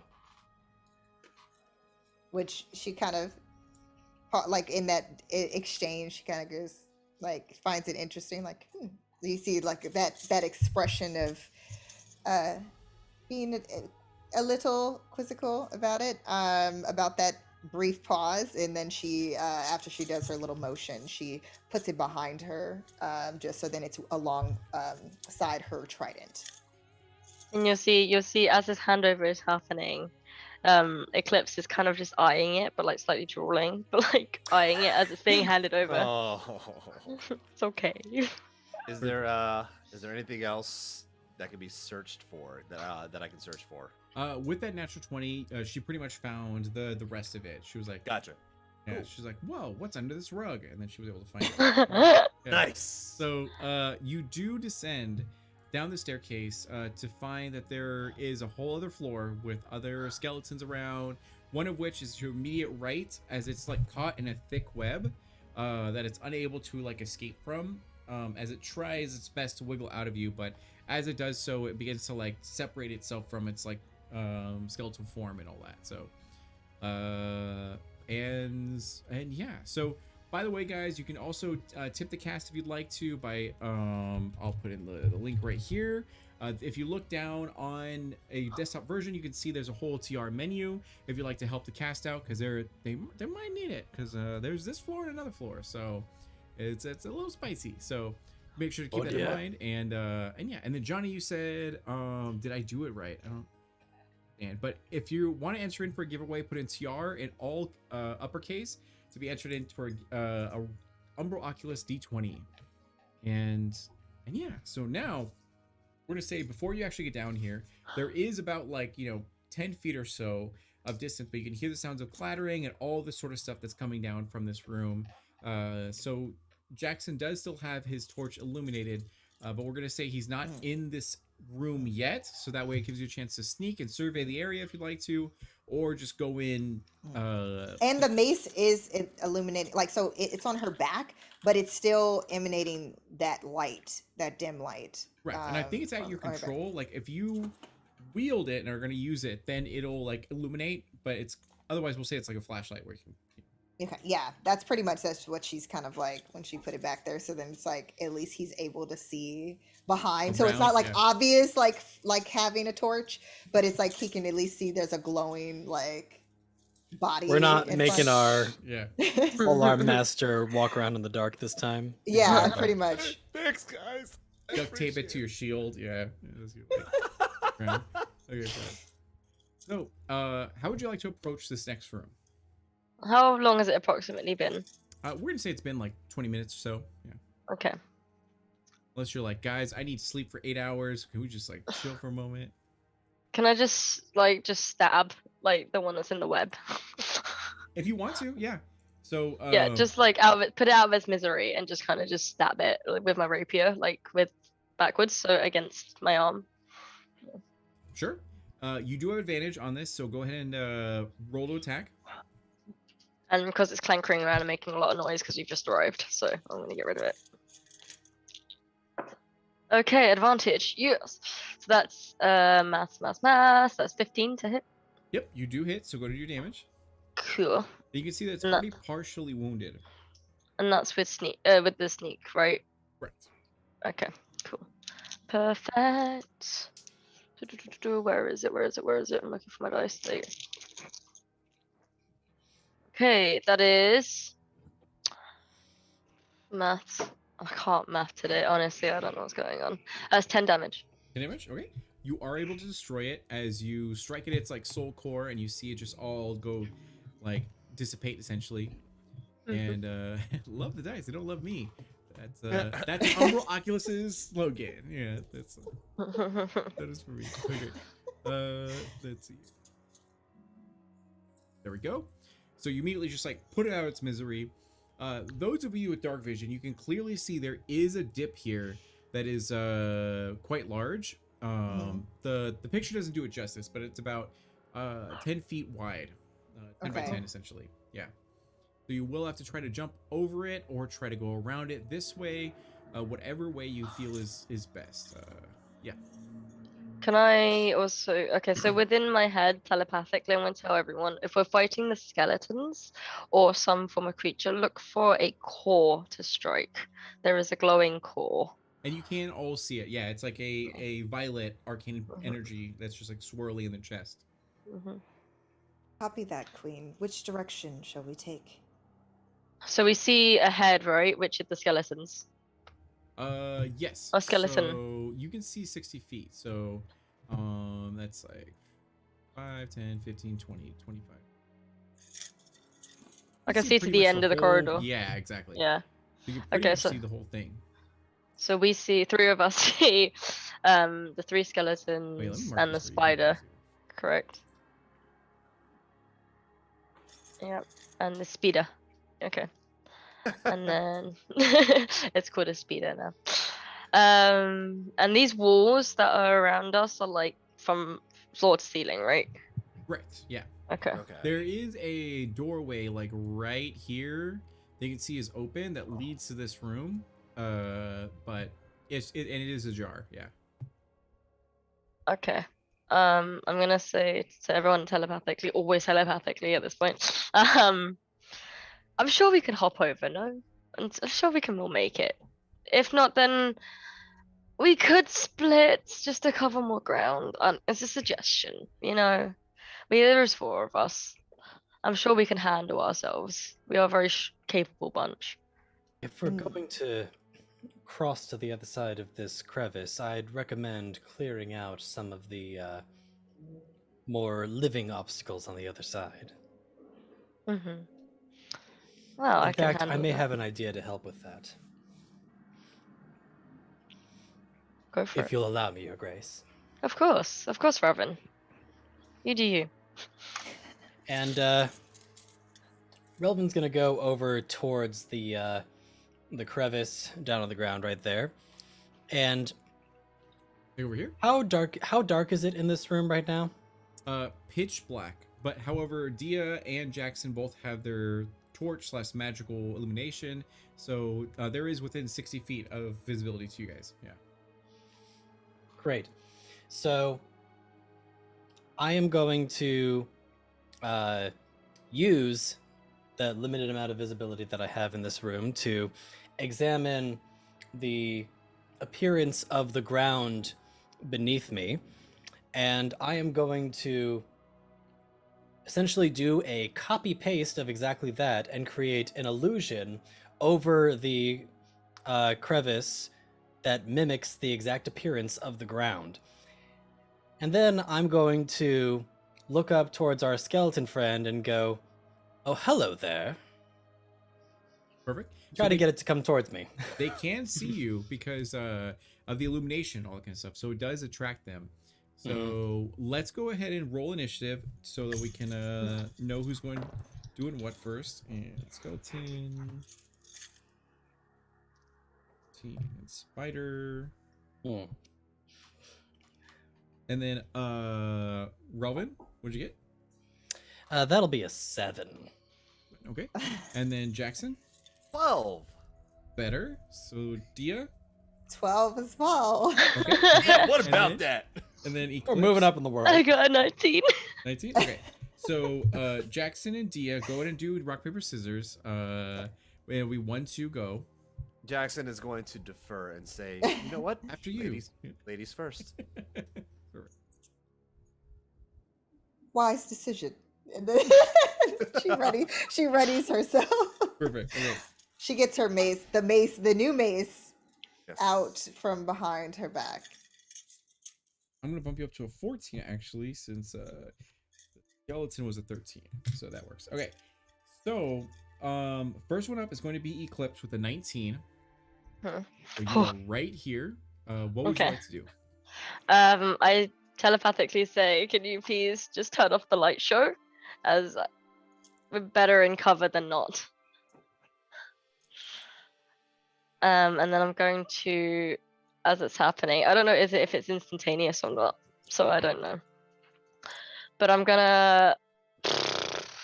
Is it still moving? Is the skeleton still moving towards us, or is it? Yes. So it was kind of like, picking at its like elbow or whatever, and then it did hear the sound of Relvin, and then it's like starting to clamber over to his direction. Okay, then I'm going to sprint. I'm gonna run, but use my movement and kind of run parkour across the wall to land like Over here. next. Like basically land on top of him. So I'm literally gonna run an Alright. arch. Acrobatics around- check. If you fail, you're fine. going in the pit. Yeah, that's fine. I'm happy with that. Your Grace, wait. Never mind. You're gonna need a 13 or higher for this one. She's That's trying to fine. give us all heart attacks, obviously. Okay, look, if it's gonna make you feel any better, out of character, it's got a +9 for acrobatics. Good. That's good. Good. We still would have said Yes. the same. Would Oh you- yeah, no, got- the I got response would have been the 28. same regardless. Okay. So Right. with a 28, you're able to parkour your way, like run on the wall essentially and get over. So you're now next to the skeleton. Is that where you wanted to be? Yeah, and I'm just gonna attack essentially with my rapier and my soul blade, my whatever, psionic blade. That's what I meant. Okay. Yeah. perfect. So as you'll Um, see me like majestically and gracefully running, like somehow Naruto running again across the wall and landing like this close to the skeleton, like in its face. Yeah.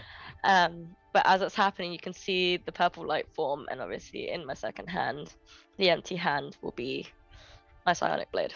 Okay. You will not get sneak attack on this because it can clearly see you. Yeah. So you just attack normally. Okay. And you all still have your one advantage if you ever want to use it. But yeah, I want to use it. you're gonna use it. Okay. I'm gonna use it. Is that shared or is it just for one of each? One each. Yeah. Okay. Okay, it's better. Phew. Okay. That is 8 plus 5. That's 13 to hit. 13 will hit this creature. So go ahead Okay. and do damage. Oh, thank God. Right, 8. Okay, that is 12 damage there. Okay, perfect. It's barely hanging on. And then Psionic Blade, that's a 19 to hit. That one does hit. Yep. Yep. Ooh, okay, that is a 7 damage. It is dead. So it falls to the ground and crumples as you are on the other side of this actual pit. All of you know that there's a pit there, but Relvin has cast the illusion to make it look like it's solid ground and everything. So that's good. And then anything else for you? No, that's it. So after you, it's gonna go ahead and go over to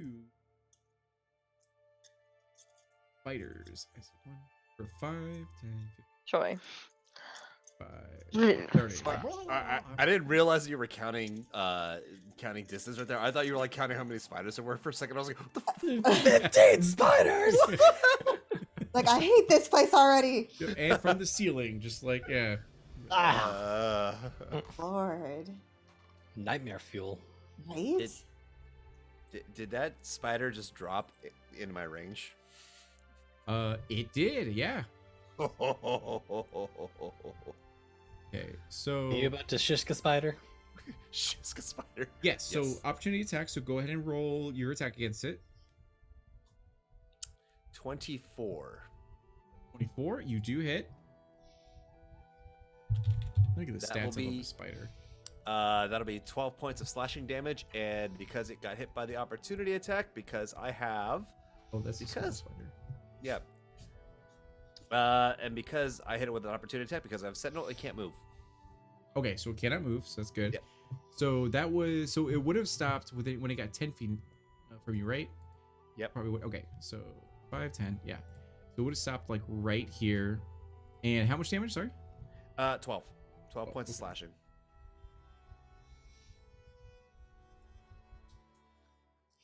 There we go. Okay, and let me see if it has any sort of ranged recharge. It does. Yeah. All right, Mr. Spider. Let's go do this.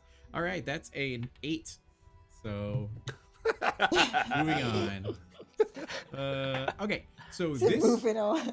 this spider will attack the queen as it like clampers up over a skeleton and then rushes over to the queen. And it is going to attempt to bite you. That is going to be 15 versus AC. Hits? That does not hit. Sorry. That, Wait, hold on. does not hit. Okay. And casual. Thank you so much for the 10 bits. We appreciate you. Hey. Oh, raid. Oh, thank you so much for coming over. Rising Valkyrie is getting her face eaten off by a spider. So that is so that is going to be 10 damage.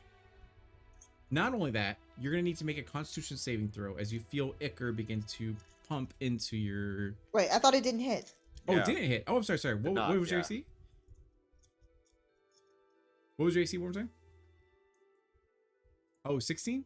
Sorry, I think you muted. Yeah. There you go, 16. 16? Okay. Sorry about that. No, I got no, so no, happy. my I was like, damn it. I was gonna say, wait, what? Yeah, I was so- like, dang. Okay. So it tries to eat your face, but you're able to like push it away as it's like clamping and like trying to pinch you. So after that, it's gonna go ahead and go to 13, 14, which is Dia. So Okay. it is your turn. And the one spider is still. Wait, did it already get taken out by Jackson or no? No, That was it is Tayyar. not dead. Tayyar. It is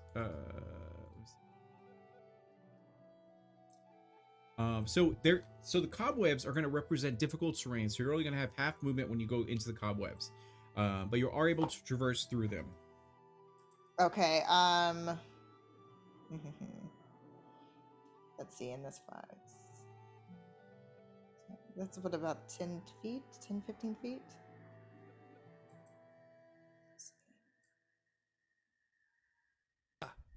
Okay. So I'm gonna try to get within melee distance of this thing. Do I have to roll for that in order to see if it restrains me or? Nope. You're just gonna. Oops. Sorry. Oh, Sorry. sick.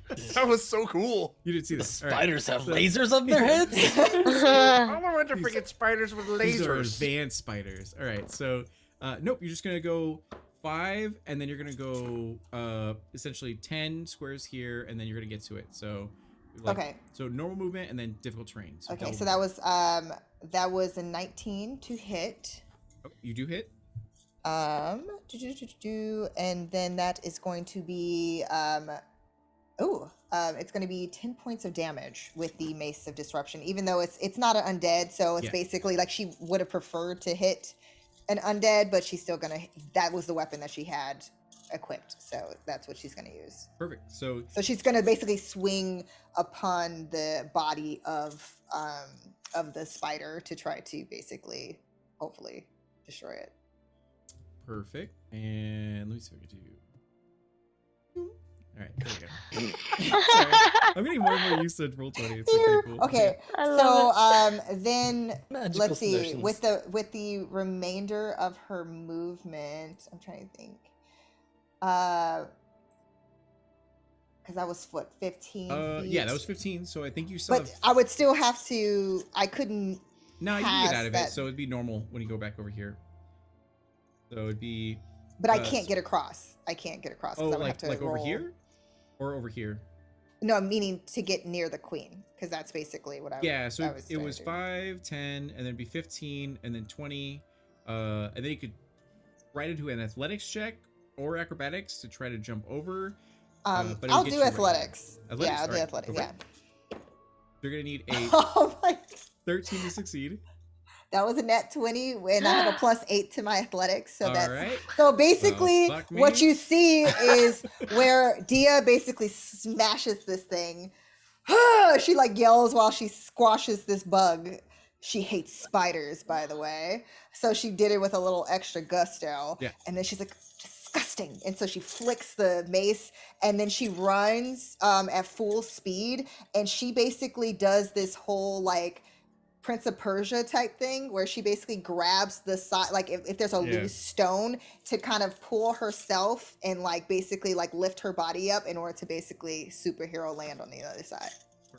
You land right next to Eclipse as she has both hands like on a spider that's trying to like chomp at her face, and unsuccessfully. And so that's good. After that, it's gonna go to the spiders were supposed to go. Okay, so the skeletons will go then. As two of them. Who's this guy? What's his No, name? He has a melee weapon. Okay, so this guy will have a bow, and he'll aim it towards Dia, who just landed. And all right, well, he's gonna have a 17 versus AC. Nope. Damn. All right. So he shoots, he misses as it So she clangs off basically your armor. Yeah. lifts up her shield and deflects it. Wonder Woman. Yeah. Yeah, pretty much. So perfect. The next one is as he's going to clamber here, and then they're gonna and yeah, this guy's gonna go over here. You see him walk on these weird holes in the ground, you know, that seems very peculiar, but nothing happens. So I think it's safe. I think it's fine, you know? Oh, sure. So, Uh-huh. yeah, so Uh-huh. Not the least bit suspicious. Don't be suspicious. Don't, Don't be be suspicious. suspicious.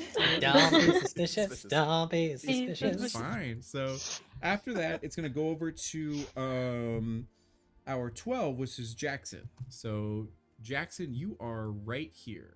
Yes, and even if I try to clear the pit, there's nowhere where I could feasibly land because We can say that if you do succeed and want to land here, you can push Dia up. Just barrels into her. No. yeah, if I do that, that would provoke opportunity because I knocked her into the range of a spider or a skeleton. So I don't think I want to. But would that be something that Jackson would do? Don't think about you. It's not actually something he would do. I mean, you can push her back into the spikes. Oh, if you Dia want would do that for you. No, just kidding. No, actually, Jackson's not one to leave somebody unprotected, even if they are a ranged user.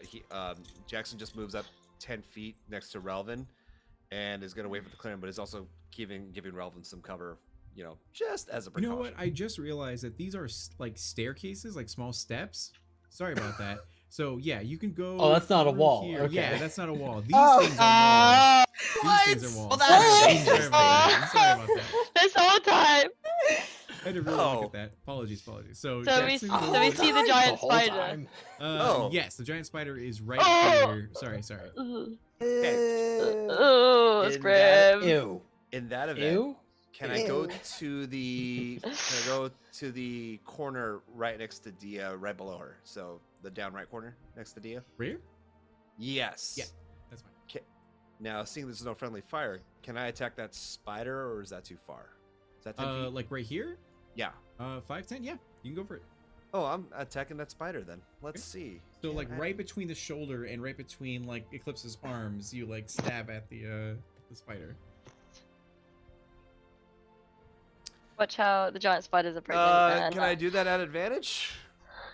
No, No, I'm not gonna do that because Yeah, you do No, have be- that advantage if you'd like to use it. I would have for had your it- intro, but to be fair, I did not state I'm rolling at advantage, so I cannot use that. Instead, I'm going to burn another superiority die and add a D8 to this because it was a low roll. So 10, 13 to hit. 13 to hit. Let me check. 13 will hit. Yep. Jeez. So that'll be 7 points of 7 points of damage with the glaive. Okay, perfect. And I'm going to take the bonus action, another Polearm Master bonus attack. Of course. That's a nat 20. Of course it is. So go ahead and do your double damage. That is an extra 9 points of damage Okay. on the yeah. He is not looking good. Or they are not looking good. Yeah. There we go. So you're like holding this spider right before it's about to chomp at your face, and you just see it get like stabbed and its limb severed as like black ichor begins to slip through your like hands, Eclipse. As Ugh. Gotcha. after that, it's gonna go overhead and go over to Robin. As you're watching all this unfold, you can see there's a nice little spider over here that's waving to you, and and lots of undead. There's a pit that your allies were able to successfully jump across or maneuver around, and also some skeletons that are down this corridor. Well, that didn't go quite according to plan. And we're gonna turn over towards our spider that is occupied with our queen, and I'm just gonna say, please step away from our queen. And I would love for them to make an intelligence saving throw. One of them got a 13, and then let's see. It's only the one spider that needs it. Okay, 13. 13 fails, so it is going to take 5 psychic damage. All right, it is dead. As you hear it go like, and then dies. Cool. And I am going to put myself onto that stairwell, since it is now that I know that it's stairs, right next to our polearm master, since that seems to be a nice safe spot right in between our polearm master and our Dia. Oh no, right in between the two of them, like right on the edge, if I could, like on the stairs. Oh, like right here. Yeah. That's the pit, though. Or is that in the pit? Yeah, this will be in the pit. Yeah, so this is all like in the pit essentially. So you go here or here, like I'm trying to these put two are in the pit. polearm master between me and the spider, if possible. But Well, right here if you want to. sure, why not? Yeah, go right there, because if I move too close, then I can't get what I want. Yep. Yeah, I see you. Cool. And Perfect. yeah, that'll be my turn. Okay. So after that, it's gonna go ahead and go back up to Eclipse. You have pieces of a spider in your body, and then, or Cool. sorry, on your your body, so you can put it to the ground. There is a skeleton that's walking over some very safe, natural-looking holes in the ground, without any trouble or worry. And then behind him is a short bow wielding skeleton. Behind them is one stuck in the cobwebs, and yeah, so. Oh, being the chaos child I am. Go on. I You here for am. this? I am going to go through Dia and back through to the other side on those stairs, so around. Oh, so like over here? You're gonna need to make another acrobatics check. That's fine. Okay. Yeah, okay. And I want to get within like 5 feet of that spider. Oh, this one? Okay. So Yeah, you're the big one. Yeah. Oh my So you god. need a What's he doing? 13, No! a 13 to succeed for acrobatics. 13 to succeed. Okay. Okay. Natural 1. Natural 1. No. Okay, that is, what was my modifier? It was a 14. I got a 14. 14? Okay. Once. So you went 5, 10, 15, 20, 25. Yeah. Wait, want to go over? Oops, sorry. Wait. No, is that Oh! on top of the spider or is that like in front of the spider? This Oh, is boy. yeah. This is where the spider begins. So. Oh, okay, so it takes up 4 spaces, yeah, basically. Like a, okay. Okay, and then I'm going in to chop off one of the bigger legs so it's uneven. Like one of the massive, like, I don't know. Okay. The main leg. I don't know. Wait, so there's a main back legs and the main front legs, correct? Am I Yeah. wrong? There's yeah. I don't know the anatomy of a spider. Right. I don't look at them very closely. Yeah, so. Actually, no, wait. I'm just gonna go for the head. Go for it. Yeah, that's fine. That's fine. Yeah. I'm gonna go for the head. Screw it. Yeah. Okay. Maybe poke out his eyes. Okay. Got it. So you're gonna need some. Yeah. I'm gonna go with my rapier. Okay. That's great. That is a 14 plus 8, so that's a 22 to hit. Shit, there's a Spider King. Okay. Wait, what? Wait, what? I'm sorry. No! What? You're right. Oh, Okay, no. so- All right. Please. So, Was that sneaky though? Was it sneaky though? No, it was not see. Oh, It okay. has dark vision. It can see. You totally watched you. God damn it. Right, okay, fine. Fine. Told you guys to turn off the light shows. And what was the what was your hit? 22 to hit. You do hit. So go ahead and do damage. So 6 plus 5, I think. No, 6 plus 6, so it's 12. 12 damage. So that is. There we go. All right. So And then Psionic Blade okay, go for it. as a bonus. 16 plus 7 is a 23 to hit. Does hit. Go and do damage. Cool. Ah, drop my dice. That's a 6. 6. Okay. Yeah, 6 plus 5, so it's 11. Mm-hmm. That is okay. Good. So, what happens is you see this giant spider was like hanging upside down on the ceiling, and then like came down when you approached. and was like, just squealing at you, and then you just go and like stab it, and it's like stupid giant Spider King face as so. I'm like, guys, I don't need protecting. Stop coddling me. And then that's when I go in. Okay, perfect. And It's gonna be the death of me. I swear it. okay, so after that, it's gonna go over to the spiders. Yeah, with a 15. Okay. Oh So, no. so this spider is gonna lunge at you. Oh. Oh jeez. Yep, this was a Spider King. So, so What could go wrong? What could go wrong? that is a 17 versus AC. Yeah, that hits. Okay. Yeah. So this is a 10 damage, Fine. and then it's gonna go Okay. to. I just healed you. You need to make a Constitution saving throw, Okay. Give me a second. 11 or higher. Okay.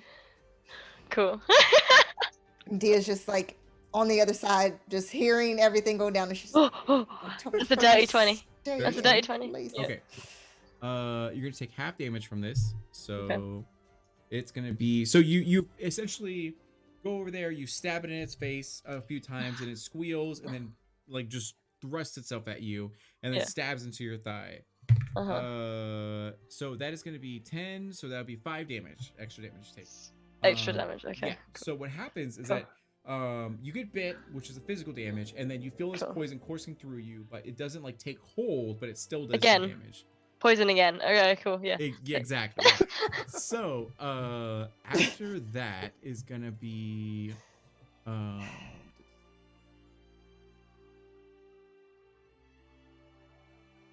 here.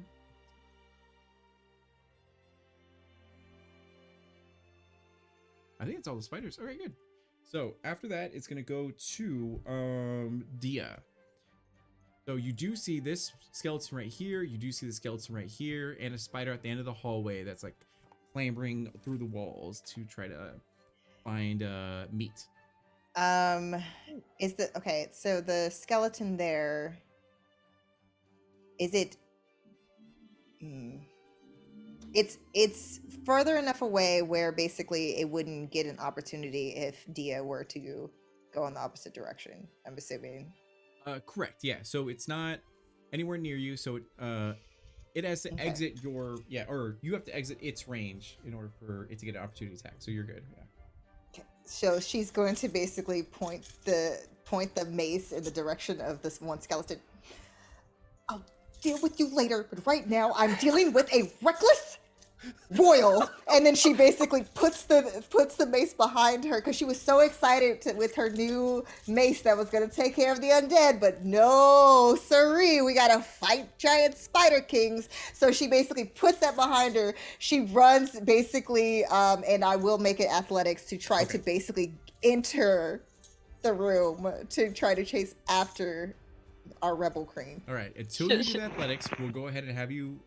Yeah, stay right here. I swear on everything, I got another nat 20. Not Okay. lying. This dice is fire right now.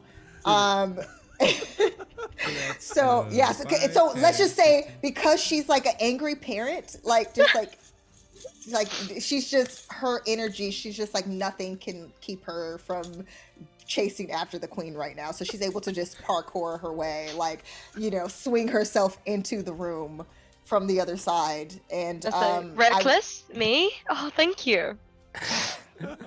Like that's my monarchy style.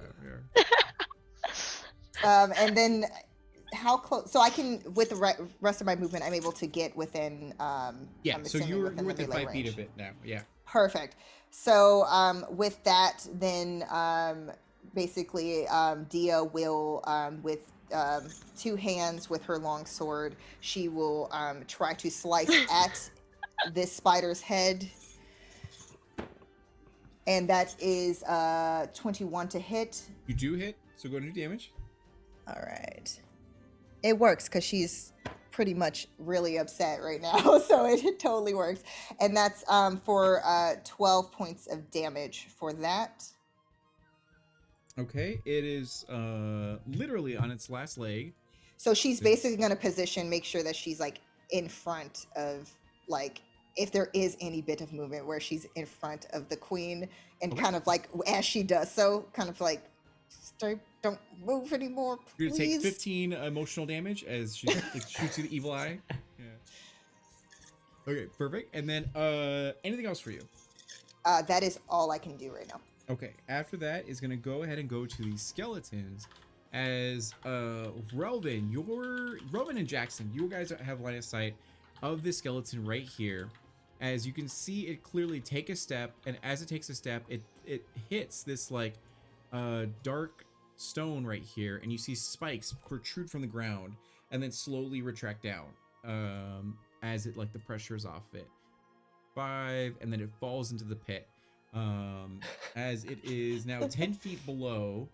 We're gonna say and let me go and do that damage.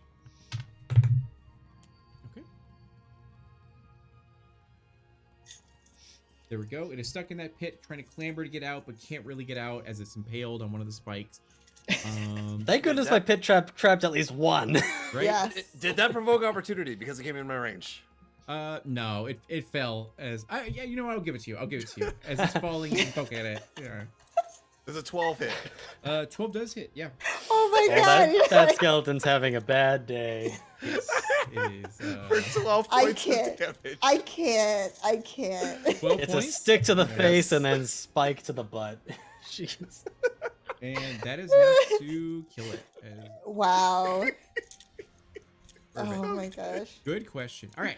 So, Relvin, you do see that. It's like, oh, nice. As you also see down the hall, a skeleton knocks its arrow and then shoots it, fires it at you.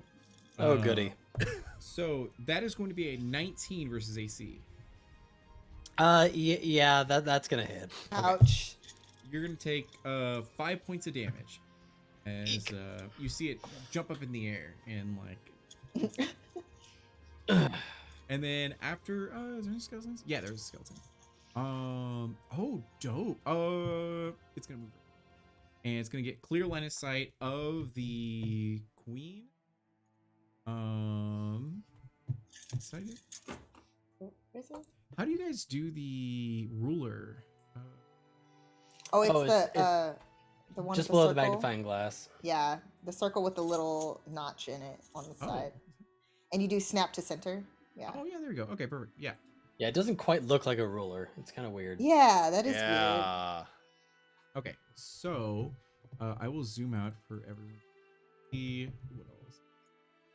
And geez perfect. So this Louise. dude is gonna shoot No. over the coffins and is gonna with a crossbow and get a natural one. Oh boy. As it goes to shoot perfect aim, and then his crossbow like falls Whoa. apart in his hands. And this dude, okay, let's. These Oops. skeletons. I know it's a great value skeletons. 15. Go back to Party City where you belong. Right, right. From Target. They're from Target. Exactly. So this is oh, he's just having a bad day. All right, he's gonna go over here then. So 5, 10. Here, this dude's gonna stay here, and all right, everyone's in the position. So now it's gonna go over to Jackson. Okay. Right here. I am right. I am right there. If I move 1 square to the right, am I within striking range of the big spider? Yeah. I'm gonna say right here. If you Yep. go right here, then you'll be striking range. Yeah. Yep. Give me that one, and we're gonna attack with the glaive again on the big one. Okay. Ooh, 24. 24. All right. So 24 does hit. So go to do damage. And it's looking pretty messed up. 11 points of slashing damage. And it is dead. It explodes an ichor that covers you, Dia, and Queen Eclipse and Ugh. Black Ichor. Ugh. No. And a okay, small no, no. spider crown also falls over. Okay, let me see. Do I have? Dia did have her shield, so she's basically just like Yeah, you most like trying to flick the ichor off of her nice shield. She's just like rolling her eyes.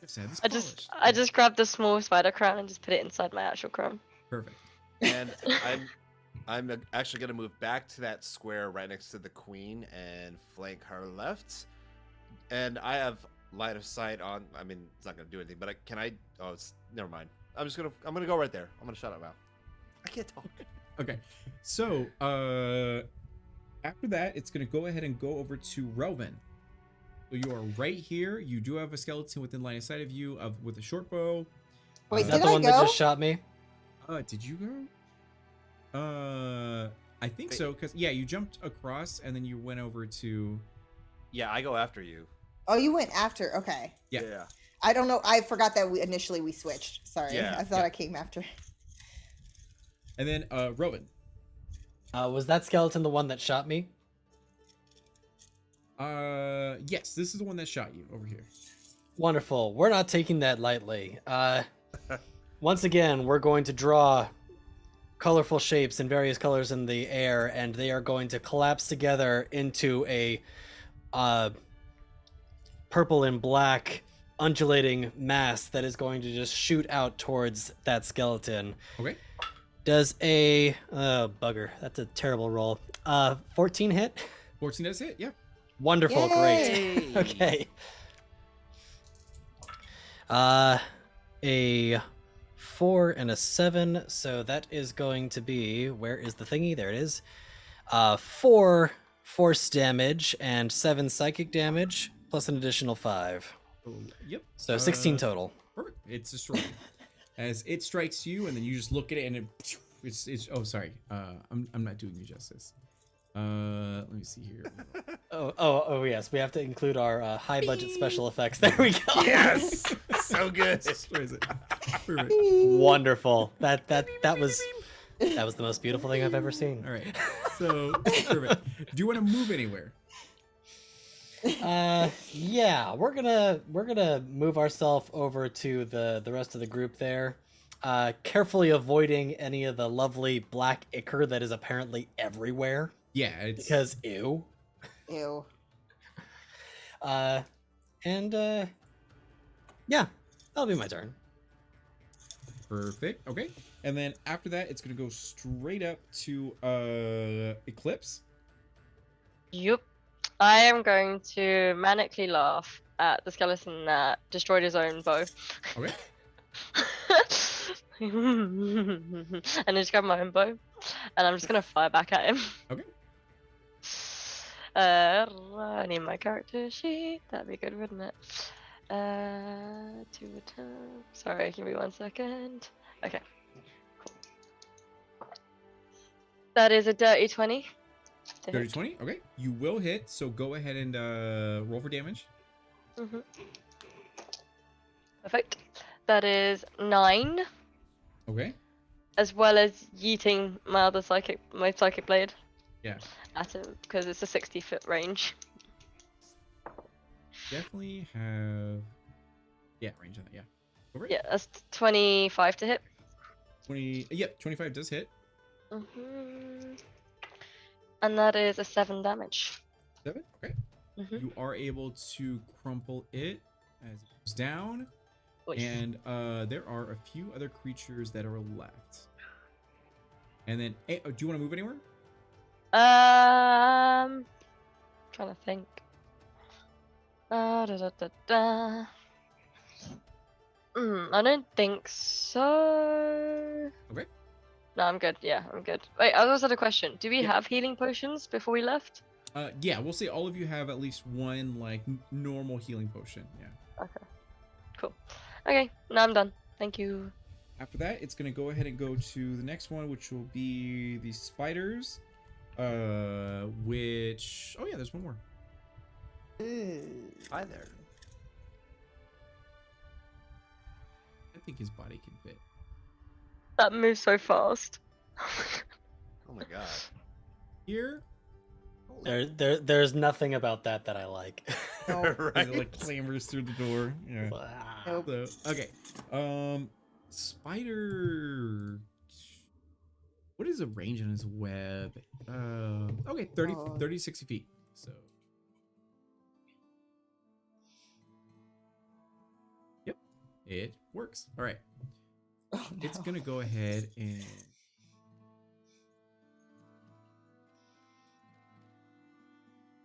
Whip, whip. Yeah. It'll just be like, I don't know if this will work. Yeah, there you go. Oh, whoops. All right. Still learning. Yeah, exactly. Okay, so it's gonna try to shoot you with web. As oh, that's actually really good. Okay, so that'll be a 23 to hit. Oof. Is that on me? Yes. Yeah. 23 does hit. Wow. That's Okay. damage. It shows you its booty, and then out of its booty hole goes the web, and Ew. it does strike Yeah. you. So the target is restrained by webbing. So you see your companion Jackson is right there, and sure enough, just web just like covers him and like sprays him against the floor. Restrained target can make a DC 12 strength check on your turn, bursting through the web.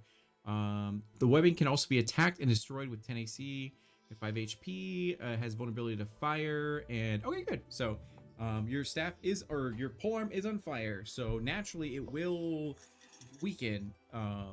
But yeah, so Cool. okay. After the spider, it's gonna go ahead and go to Dia. Okay, so did the one take any damage from the queen or no? The one that missed. Yes, this one died immediately. Okay, so we're not the one that's in blue that's in front of him. Yeah, these are just melee. Has ones. been untouched. Okay, great. So so she's going to move forward, and like after basically putting away her longsword, she's like, finally, and then she's going to try to strike the skeleton in the blue with the mace of disruption. Okay. Okay, let's see. And then that is going to be a dirty 20 to hit. And there's an extra 2d6 of damage for this. Oh, So yeah. let me do. Okay. So.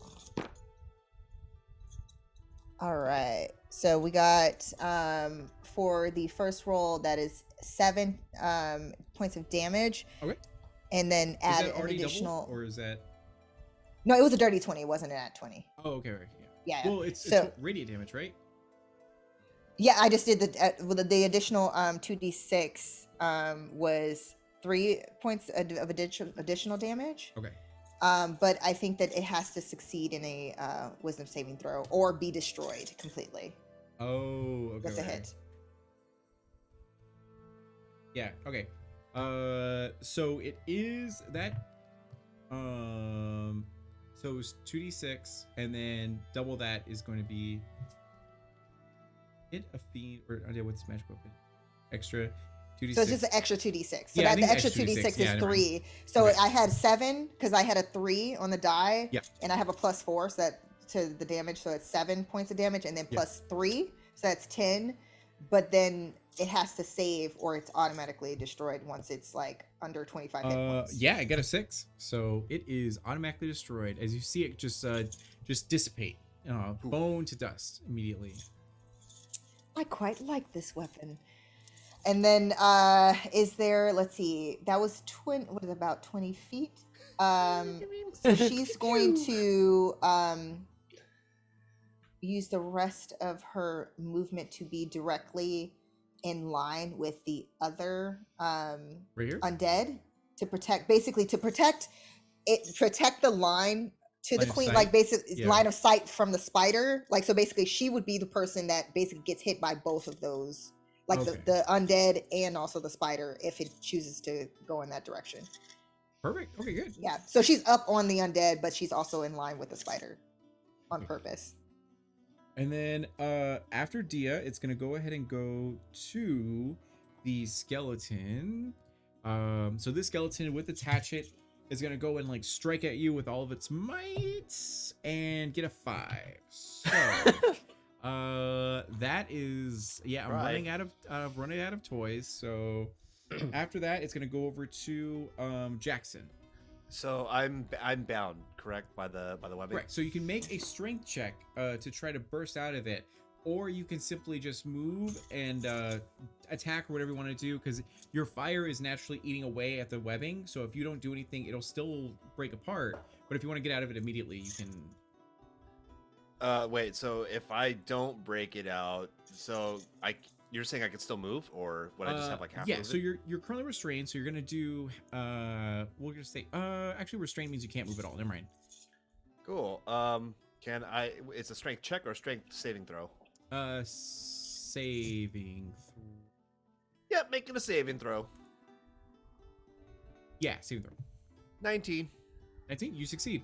So you rip in a manly fashion. You rip Yes. off like all the webbing and Yes. yes. Okay, cool. Do I get back all my movement then, or did I waste an action? Just out of curiosity. I will give you half of your movement. Cool. Yeah. Let me just measure then. I'm going to go.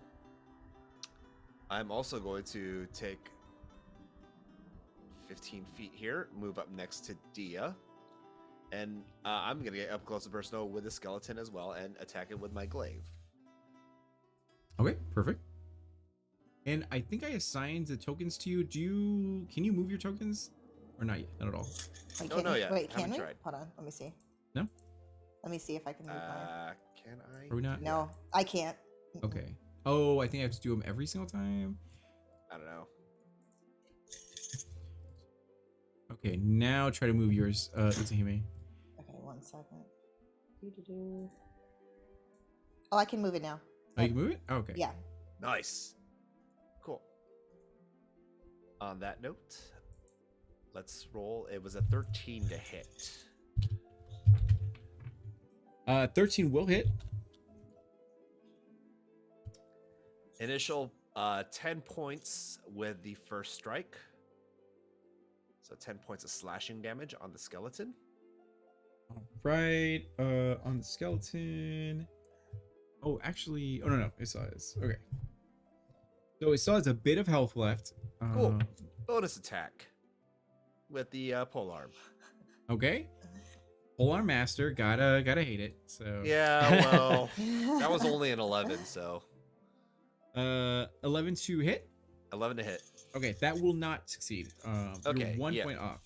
Yeah, I figured. So like the first strike, he hits, but the sludge of the ichor, and there's probably still some leftover web that's throwing off his motion. So unfortunately, because he couldn't, the leftover the leftover web was hindering his arm for the last part.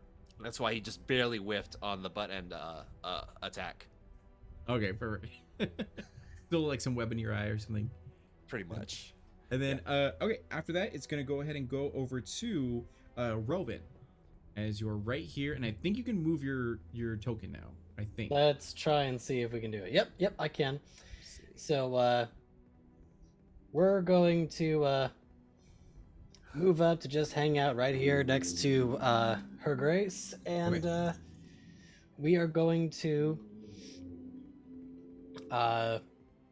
reach out towards our skeleton friend right in front of our two fighters and just say enough already. And they need to make an intelligence saving throw, please. Okay, perfect. And... So saving throw. That is going to be a 2, natural 2. That would very much not succeed. They're going to take 5 psychic damage. Okay, and that was to the skeleton, right? Correct. All right. So. Yeah. All right. So this one is definitely dead. Nice. Go. And perfect. Delightful. There is one giant spider left in this room. And it's like clambering towards you guys. And then Relvin, you moved up a little bit. Do you want to move it anywhere else, or are you good with where you are? We're going to stay close to the queen. Okay. Because everyone else is up forward right now. Perfect. And then after that, it's going to go ahead and reset over to Eclipse. So, question. Uh-huh. If I am behind Thea and also Jackson, does that give me cover? Also, the spider had their butt facing us, so could they actually see us? We're going to say yes. They stood on their tippy, like arms and then put their butt forward. Yeah. So, but yes. Would you like? To... What is the center thing in the middle? That's like a pillar. That's like a shrine, essentially. So Okay. it's gonna be about 5 feet tall. Yeah. Perfect. Oh, let me have a think. You can now move your figure. So if you'd like to move it somewhere, you can do so. Yeah. So if I stand behind Dia, right? If I stand here, Yeah. Right. Am I covered? We're gonna give you partial cover for that. So that'll give, I think, like what, plus 2 to your AC or something. Okay. Cool. Yeah. I'm gonna stand behind Dia. Can I sneak over? What do you mean by sneak over? Like, can I get down and like crawl between the coffins to like get behind? Sure. These coffins are elevated. They're probably like, there's Yeah. little things under them. So go to make a stealth roll. Okay, cool. I am doing everything I can, guys, to do a sneak attack, please. Everything I can. While Dia So I feel like mouths Gotta use your again. roguish superpower. Oh yeah, for sure. It's a 17. a 17. Okay. So with a Mhm. 17, we're gonna say that it does not see you too well, as you're like underneath a coffin or something like that. Okay. And yeah. So what would you like to do? From underneath there, I'm going to fire like my short bow from underneath, like just on my front and just release. I don't know if it, okay, go for it. Is that okay? Yeah, that's totally fine. Okay, and that includes my sneak attack then. All right, perfect. Perfect. Yay! I did it! Sorry, I just got so excited that I managed. It's like an episode Okay. of Pawn Shop. It's like, all right, what about, or like Shark Tank? Yeah, but please. Hear me But out. please. Yeah. Hear me Yeah, out. but hear me out first. Okay, no. It's 23 to hit. 23 hits. Yep. Okay, cool. With damage. Oh, wait, what? Okay, no, that's wrong. Sorry guys, give me a second. You're fine. You're good. Okay, then that is a 12 plus 5. That's 17. 17 damage or 17 to hit? Yeah. 17 damage. Damage. Okay, perfect. It is And then not looking too good. my bonus with my psychic blade. So I'm gonna try and hit again with one. Yeah. Okay, that is a 25 to hit. It does hit. Can you do more than 3 damage? Yes. All right, so it is dead. As Because my modifier was plus 5. So okay, perfect. yeah. So everything lies dead and dormant in this place. As you all are like sweating, bleeding, huffing and puffing and all that kind of stuff. You do see that there is a staircase that is at the end of this hallway that leads to the final floor of this area. However, we are at time for tonight's episode, so we will finish like the rest of this in the next episode. Is there anything you'd like to say or do in this like last few moments before we end? Whether it be search for loot or scold Eclipse for. I'm gonna I search hate for loot. spiders. Looting. Queen, Seriously. please Yes? do not waste this healing from the great Kali, okay? And then It's she's fine. gonna touch the queen once again, using the remainder. How Look. much are you missing? Hold on. Before you do that though, right? Before you do that, she's gonna like swat away your hand and just kind of like down this health potion. No. Yeah, no, I will do it. Is My the fault. poison still coursing through her? No, it's not. It Okay, never took. good. Yeah. Okay, good. Yeah. How much healing is a health potion again? I think it's like a 2d4 or something like that. Let me check. Okay. I think a basic is 2d4 plus 2. Let's see, healing. Potion of healing. Yeah, 2d4 plus 2. 2d4. Okay. Yep. Perf. That's 5. That's 7. Wait, yeah, 7. That's fine. That'll do. Perfect. Okay. How so much? okay. How much are you missing? 8, I think. No, wait. Maths. Yes, 8. She's going to basically when the queen is distracted, she's going to poke her finger, and then you'll see where there's a glow, like a warmth So you'll know that Dia basically still healed you, and she's using the remainder of, like, literally she only had 8 lay of hands left, and she basically There are finished 2 it. like puncture wounds in her thigh, so you can just poke one of those puncture wounds. Yeah, wherever she's injured, basically it's gonna be like, Hole. Yeah. but she's gonna do it while looking in the other direction, so like she didn't do anything, but you're gonna feel the warmth.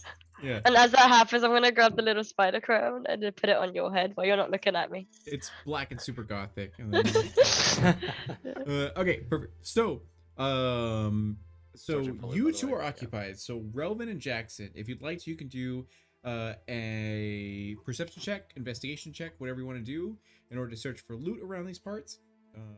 I am going to make an investigation check, but also very meticulously avoid all the ew everywhere. Yeah. Ew. I'm Like to going the point of borderline obsessive compulsive. Yeah. I'm going to search for loot. I rolled a 13. 13. Okay, perfect. So with the 13, you do find a sack of gems. You anticipate they're probably worth about 75 gold altogether. Excellent. We're taking these with us. 15 investigation for me. 15 investigation. Okay, perfect.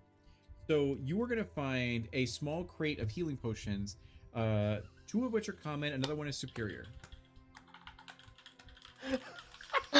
And Dia's just gonna be like, Kali, why do you taunt me so? No, so Relvin is so question, Eclipse, is our telepathic communication like, is it like an open channel, or can we direct it exclusively to people?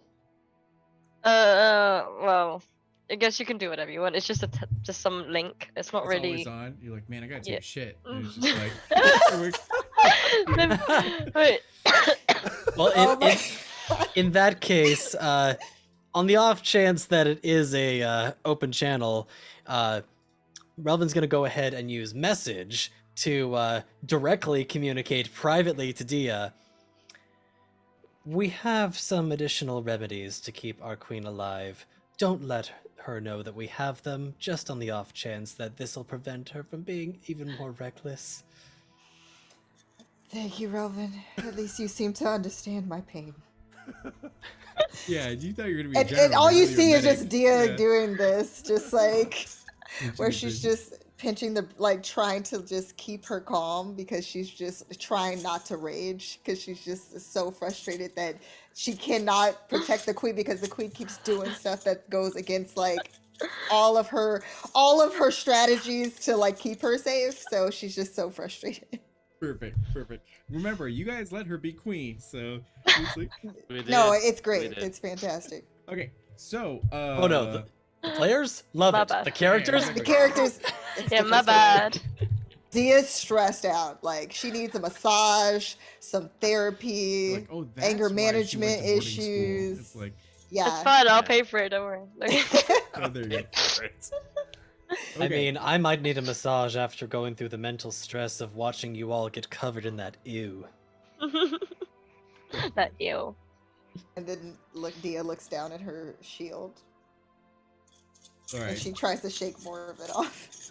Perfect. So, what's happening at this moment is you guys are getting prepared. You walk down the steps to find this last layer, and sure enough, you do see surrounding a group of like candles that are like skulls, and there's candles, you know, on top of them and everything. Is this like purplish, blackish sort of heart that's still pulsating, and above it is what appears to be a like weird abomination of like skeletons and sinew and muscle and all these weird necromancy sort of things, as it seems to be pouring and channeling energy into this whole facility, as you see piles of bones begin to clatter and come together to make more and more skeletons. And this seems to be the source of this necromancy.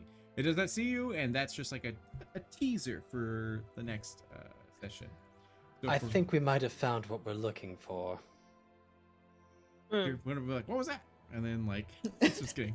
Okay, so That's let's go ahead and go around the room to have you guys tell us where we can find you. And so starting with Discount Bard. Hi everyone, I'm Eddie, otherwise known as the Discount Bard. I stream here on Twitch, normally on Tuesdays and Thursdays. I've been on a bit of a hiatus. You can find me doing Sea of Thieves, miniature painting, cooking shows, whatever I happen to fancy. I'm a voice artist, actor, and a jack of all trades of the real life sort. If you want to follow the shenanigans and various antics that I'm up to, you can follow me on all the social medias at Discount Bard. Perfect. And then going over to Andrew J. Landy, also Red Panda 92. Good job in winning the giveaway. So Hey, congratulations, Red Panda 92. Yeah, what's up, everybody? Name's Andrew J. Alandy, also known as Duralath. You can find me on Instagram and Twitter at Andrew J. Alandy. Also, my Twitch channel, twitch.tv/Duralath. And also, again, wherever you get your podcasts, check out Vampire the Masquerade Port Saga. I play the Primogen of the Tremere clan, Dante Mendoza. So check that out, again, wherever you get your podcasts, whether it be Apple, Stitcher, iHeartRadio, Google, Spotify. Again, look up Vampire the Masquerade Port Saga. New episode coming out soon, every Thursday. yeah, like 24 hours soon, right? Like, Yeah, a little less than that. Yeah.